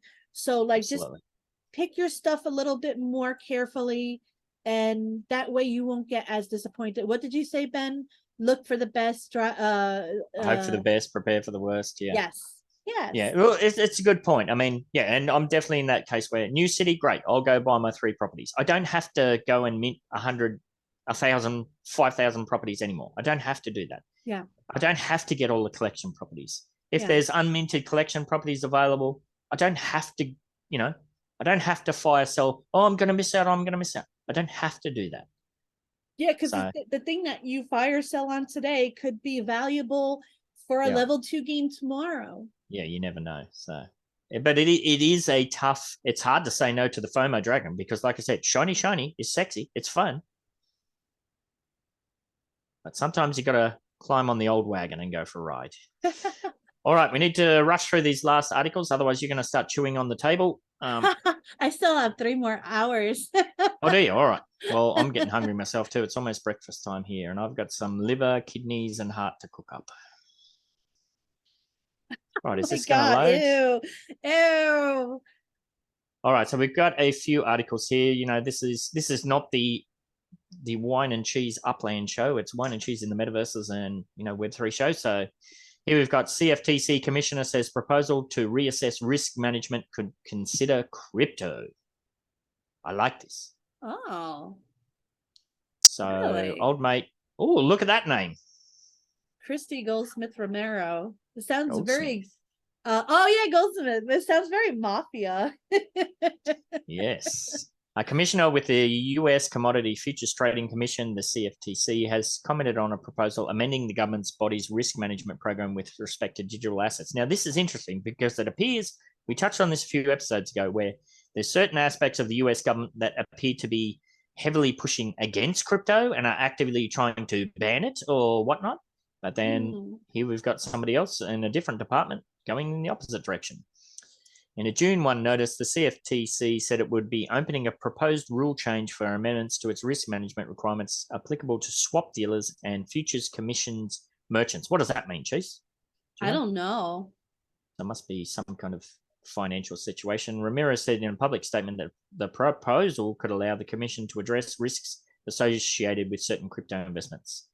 So yeah, blah, blah. I'm not going to dive into it too deep, but it is good to know that there are aspects within the US bureaucracy that are pushing against what did seem to be quite a significant push against the whole crypto adoption. So yeah, that is interesting. That's nice to see. All right, look, my computer's gonna crap out. Oh no. We'll dive into the next article and we'll see if that will load. Oh, you already have it. That's so cool. What? The EA, I just sent you an article Solly sent me, but you have it already. All right. I see your tabs. Nice. Look, great minds, Ben. Great minds. All right, go ahead. All Sorry. right. Well, you take this one away. Navigating the enterprise metaverse, balancing risk and reward. The enterprise metaverse, that sounds like Star Trek. Whether you choose to be an early adopter or a fast follower, a clear strategy and thoughtful execution are key. What is this, like a how-to metaverse? For enterprise. So think of, you know, businesses and this, that, and the other thing. No, you squirreled on that word. Yeah, Starship Enterprise. As a concept that the metaverse continues to gain momentum, enterprises are looking to create new business opportunities and enhance their operation by utilizing this immersive technology. Early adopters are already exploring the potential benefits of the metaverse in such areas as recruiting, onboarding, training, and development, immersive events, and product demonstrations. But with this new technology also comes risk. Duh. And the enterprises should carefully consider the benefits and costs of adopting it. Yes, this next sentence is an interesting one and food for thought. When it comes to the metaverse, is it better to be an early adopter or a fast follower? I say an early adopter, to be honest. Yeah, what's interesting though, because like I was part of the second wave to get involved in Upland, and you know, you classically make all the mistakes under the sun. If you were somebody to come into the Upland metaverse now, like there's an FSA system, like Upland is a free-to-play game. Initially, when it first released, could you play it for free? Sure, kind of, but you weren't going to get very far. There's no way you could get to, in those early days, the first year and a half, 18 months, there's no way you could get to like director without putting some kind of money in. Props but nowadays, cheaper, though. They were cheaper, but there was so many. San Francisco was unminted. Why would you buy a secondary market property when there was just so many unminted around? So that there were opportunities, but not like now. Like you can work as an FSA agent. There's a whole bunch of things you can do now, and you have the USD out system if you're KYC'd. So you know, pros and cons. There's always pros and cons. And networking. If you came in earlier, you have the network there already. Established, yeah. Yeah. So it says the answer to this question is not straightforward. On the one hand, early adopters are often the ones who set the standards and pave the way for others. Absolutely. Yes. They have the opportunity to be industry leaders. Yes. Yes. But they also bear the risks of discovering what works and what doesn't. Yeah, absolutely. When we started all this, I know myself, I put a significant, in air quotes, investment via cryptocurrency into Upland. That could have very easily disappeared because there was no USD out system. There was no way to get anything out of it. So, yes, absolutely. On the other hand, fast followers can learn from the experience of early adopters and avoid their mistakes. They can still be industry leaders, but they may not have the same level of innovation or differentiation. Yeah, sure. Take it away for this next one. Just touch on the key headings. We won't dive into the whole lot. So key factors to consider: start with clear objectives. Metaverse is not a goal in itself, but a means to an end. Basically just, no, have a plan. No, like, don't go into every single one. See what you like, see what you want, and go with the one that better fits you. Number 2, understand the available tools. This touches on what I did. I made sure I researched everything Upland. I went to the Discord. I did this, I did that before actually even playing the game. Yep. So go ahead. This could also, like, we always look at things through an Upland lens, but it could also be like the metaverse. So you may need like VR headsets and all of that sort of stuff too. There may be peripheral stuff that you need to acquire to gain access. 3, this is a good one. Learn from others' experiences. It is so important in the metaverse atmosphere to network, to find people that you can learn from. The examples they gave are weird, and I'm only giving you what I know personally in regards to Upland. Number 4, design a pilot. Now that one I have to read because considering designing a pilot to test effectiveness of a metaventure solution. All right. So basically, look to see what would be the most, if you're coming out with a business or you're coming out with a level 2, kind of try to figure out what is needed, what's wanted. Yeah, don't go all in one thing all at once at the start. You got to dip your toe in the waters and find out what works. Research. Yeah, I think that's still relevant to Upland. Yep, absolutely. This is a good one. Make a go, no-go decision. Now, we've done this like within the UDU. Like if we go for a full neighborhood node, our go, no-go decision is based on factors. Like if we're interested in an area, but there's no node manager, well, that's a no-go. If we're interested in an area, but like LA was a classic example where we wanted to do a certain neighborhood. LA released, we saw the sticker shock price and we're like, oh, okay, so that's a no-go. And then we changed and we went for Century Heights instead. So yeah, absolutely. Yeah. You can't, and it's one of those, it's like a sunk cost fallacy system. Don't keep pouring time and effort into something continuously. You have to have a kind of, okay, enough's enough. You have to evolve and adapt, and then even evolve again, sometimes multiple times and within minutes. Like you said, the example of LA was perfect. We couldn't, then we could. Yeah. Right. Well, even back in the day to the Oakland release, where the node manager at the time, we're all on a live Zoom with him, and we're like, "What's the target? What's the target? Come on! We need to get this." That was me as well for Bronxdale. Remember, I had 3. I had 3 options, and I kept going back and forth. And you were like, "Cheese, hurry up, Cheese!" Yeah. And it was minted in like 3 minutes. Yeah. So if we had waited any longer, she would have been all over.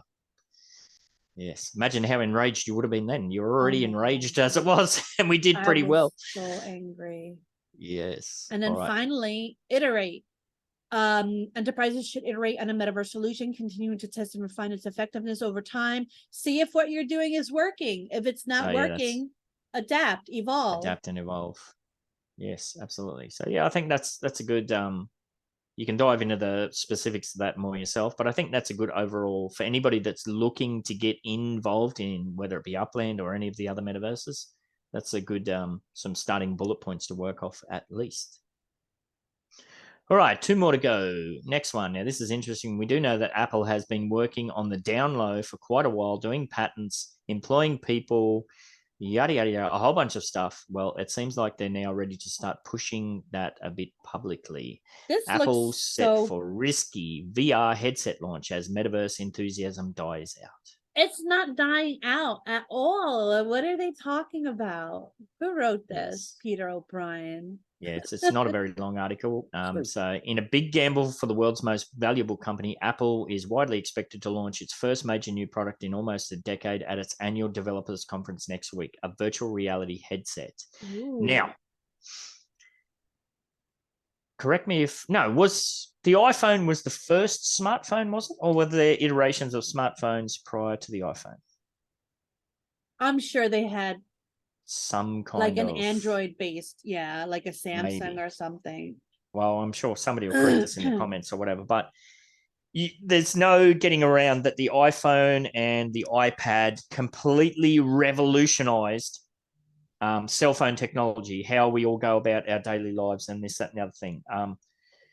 Apple is not, I don't believe Apple is like Facebook where it's going to chase shiny, you know? Yeah. Old mate Zuck went all in on Meta. It didn't really go where he was expecting. They're still working on it, but then lo and behold, shiny, AI. Woo, AI, shiny. I don't think Apple's that sort of company. Yeah. Do you think the Apple headset has the potential to take what is this whole metaverse kind of nest egg, if you want, the next level? take it to not just the next level, but completely rewrite the history and change the whole game? Revolutionize it? Yeah. No. Why? Because it's not like when you think metaverse, you don't really think Apple, you don't think Facebook, you don't think any of this stuff. You think of people that have been doing it already, like Second Life or The Sims or like just regular video game people. I think if they team up with somebody that is impressive in the metaverse world, then I think they can make it far. Like if they team up with someone like Decentraland or Upland or even Epic Games. I'm going to play devil's advocate here, I think, which is a weird flip. We have been covering Apple's kind of what we know from the public information for a long time on this show. They've been applying for patents. They've been employing shitloads of experts in this domain. So did Meta. Yes, but they went all public with it. They're like, we're going to do this, promises. And then we get the work in progress kind of stuff. And like, oh, that looks like dog shit. And then people lose interest. Work in progress always looks like dog shit. Yes, but have Apple been working this entire time on the work in progress stuff? They haven't released any of the information public, and they're going to come out of the gate with something that is fucking amazing. That's speculation. Yeah, of course it's speculation. Yeah, that's what I'm speculating. That's exactly my speculation. I think they're going to come out with something that we're going to be jaws dropped. But the thing is, if it's just Apple, like they would have to create a whole metaverse by themselves. Like if they don't team up with somebody that's already in it or really good at it, that's a lot of fucking work. I don't know if you just froze. They employed all these people. They employed all these developers. I mean, yeah. Sure. I was just saying, they employed all these people. They have all these patents. They may have already been done. We'll have to see. I'm excited to see. I would think if they partner with somebody for it, then yeah. If they don't, it might be another Meta. I don't think they have a history of that though. They want the juice and the squeeze. They want to control the ecosystem. We'll see. Yeah, I'll just see what else it says at the end of this article. With Meta unveiling its Quest 3 headset on Thursday, it would appear the so-called metaverse is alive and kicking. But on this week's Tech 24, we talk about 3 things that could imply Apple is wading into a graveyard rather than a fight. Okay, so this is like an article for a 5-minute tech section. So interesting. Its headset is reported to cost 6 times more than the Quest 3. Wow. Yeah, and they have wow. Like what? Yeah. Yeah. Enthusiasm for staying inside with something strapped on your head has plummeted since the pandemic, and nobody has convincingly identified a killer app for VR headsets. That is to say, a reason for masses of people to feel they need one. Wow. Well, they're going to have to, a price tag like that, they're going to have to come out with something has to be absolutely mind-blowing. But the thing is, Apple has come out with really expensive freaking phones that do absolute shit. The colors are great.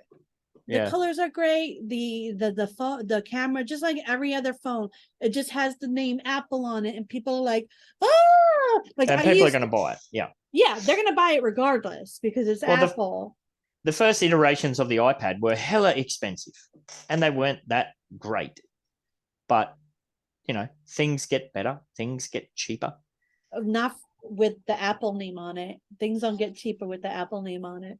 Yeah. All right. Well, this is one we're definitely going to have to keep a close eye on this one because I'm optimistic that they've been working this entire time on something that's really going to blow us away. I want to be optimistic, but I'm going to say I'm halfway skeptical. You're the wine and I'm the cheese on this one. All right. Let's see how we go. All right. And the last one, yes, this one looks very, very impressive. As soon as I saw this headline, I was like, oh, yes, we got to touch in on this. So take it away. EA Sports, Nike agreed to deal that will Nike agrees to deal that will bring NFTs to EA Sports games. That's awesome. Yes. So the gamers that hate NFTs, well, guess what? It's coming. Yes. It's coming. Holy shit. After this, I have something real quick to say. It's about Hug. So right, let's finish this, but just remember Hug. All right. Electronic Arts and Nike have reached a deal that will see Nike NFTs make their way into the future future EA Sports games. That's interesting. So not existing ones. The virtual assets will be created by Nike's Web3 marketplace platform Swoosh. Nike's new partnership with EA Sports will look to build new immersive experiences and unlock brand new levels of customization within the EA Sports ecosystem. Nike said in a press release, in quotes, in future EA Sports titles, EA Sports and Nike plan to make select Swoosh virtual creations available, allowing members and players unique new opportunities for self-expression and creativity through sport and style, end quote. That is cool. That is really freaking cool. Yes. That's what we need. That's what we need. Yes. So new immersive experiences, new levels of in-game customization. And here we go, in quotes again, all of us at EA Sports are focused on leading the next evolution in sports fandom.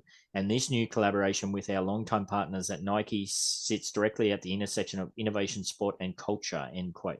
Okay, so it's like, think of the NFLPA deal, but imagine, I don't know, is the NFL game every year that they release, is that on EA? I imagine it probably is. If it's not, it'd be something like that. So yeah, the potential is immense. Yeah. That's really cool. No specific games were mentioned in the announcement. It also doesn't specifically mention NFTs. Ah, interesting. It doesn't specifically mention NFTs. So what do they call them? Virtual assets. But with the platform, it's clear that's where things appear to be heading. Okay, so they're being smart. They're not calling it an NFT. Yeah. They're doing the old Reddit trick. That is really smart, actually. Yeah. Yes. Digital assets. Yeah. In virtual ecosystems. Interesting. They're not saying metaverse. Interesting. Nike says that more details on how this integration will work will be made public in the coming months. What do you think of Nike's NFTs coming to EA Sports and Games? I think it's freaking fantastic. I love it. Yeah. I freaking love it. Awesome. That's one we will definitely keep a close eye on and keep you updated. All right. What do you got? Hug. All right. So Hug is calling on AI artist competition, right? So they want to actually, let me just bring this up right here real fast. Share. So open call to have your work showcased in New York City. AI artisans, like, so this is will be partnering with a major brand to curate 24 AI artworks for a live event in New York City, centering on the intersection of beauty and technology.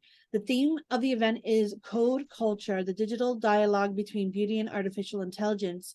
And many of their guest speakers will be speaking on the role of AI in the emerging tech and beauty landscape as it was. Oh, no. Oh my God. I'm so stupid. What's happened? There's two events. There's that one, which is cool, but there's another one with Mavian. Oh my God, look at me. I'm just in so much. Here it is. Oh my gosh. So this has to do with Upland. Just bear with me. You're all right. All right. So that's Hug. This is Mavian. I follow both of them because they're so awesome, both of them. So basically, calling all artists, designers, and anyone who loves fashion, we're making it easy for your design to come to life. Submit your design for our sequin garden clothing trait, and you could be chosen as the winning look. Where will this look be? In Metaverses. So basically, stop sharing and then open this now. So community design challenge. Oh, nice. Yeah. So you create this look. I actually submitted mine, and the winning look will be sold in digital games and metaverses with royalties. Which games? It actually says somewhere Upland. Oh, wow. That's cool. Yes. Yes. I just want to find the Upland thing. Complete outfit.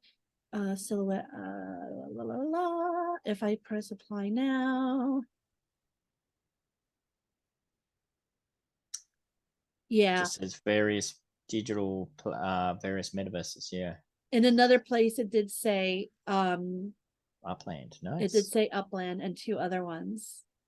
Cool. So if you want to do that, join the Hug and submit something. That would be amazing. I submitted something. Actually, I made it in I'm gonna show you. Oh my God, I'm sorry, Ben. This is taking, I'm spending so much time here. Open. No, that's all right. I got one more thing to touch on too before we wrap up. So all good. So this was done in your pixel art style, I would imagine. Oh hell yeah. So you had to make something green and sequence, right?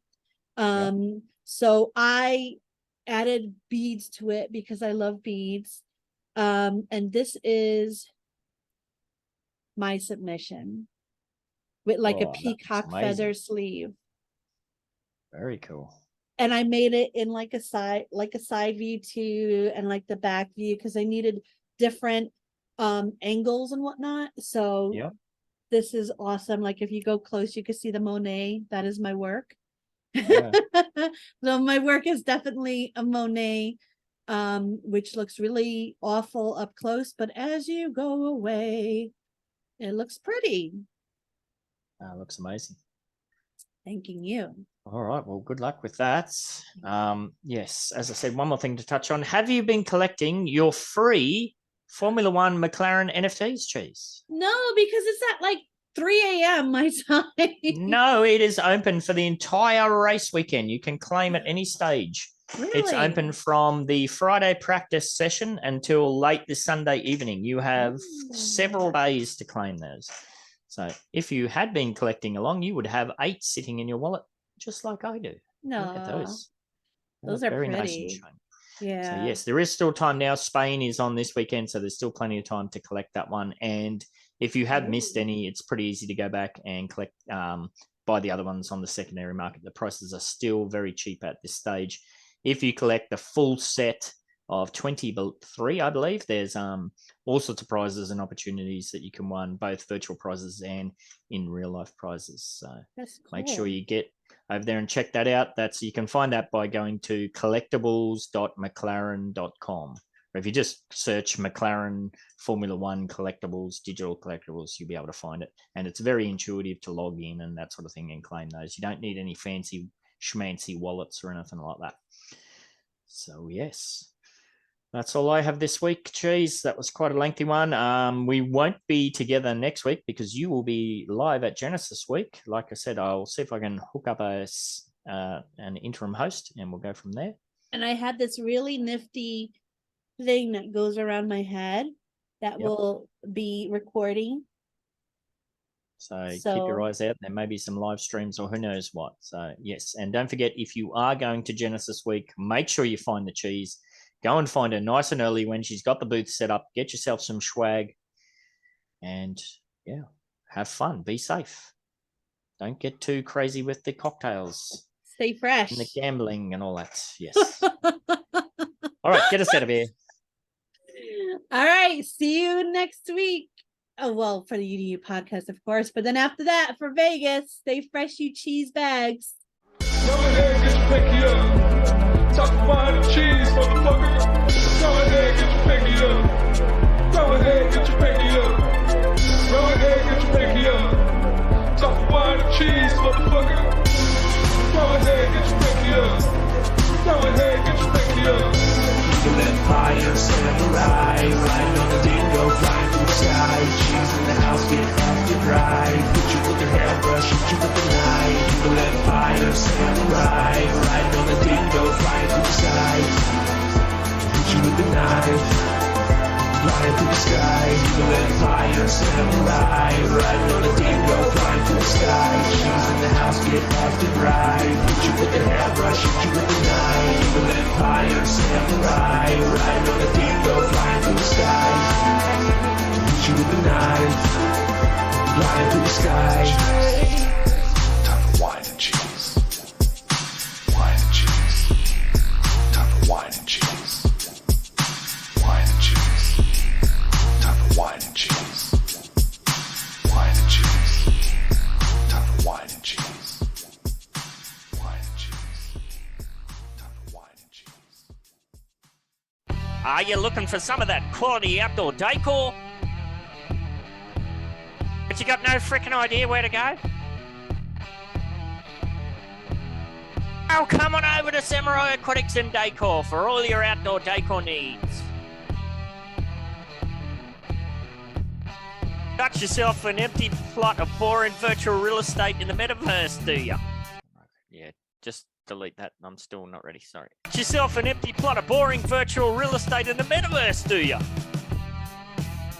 Or maybe some kind of crappy ramshackle building that, I don't know, needs a bit of extra spunk to it or something. And stop mucking about and get yourself over to Samurai Aquatics Discord to see all our available stock. We've got loads of different decor to spend your pretend money on. We got saunas to fire you up and ice baths to chew you the fudge out. Literally stock coming out of our ears. Grills, swings, seating and more. So much more. And if we don't got it, give us a buzz and we could probably make it. Get yourself on over to Samurai Aquatics at 30 Aqua Vista Way in Midtown Terrace, San Francisco, lickety split, and gorge yourself on outdoor decor.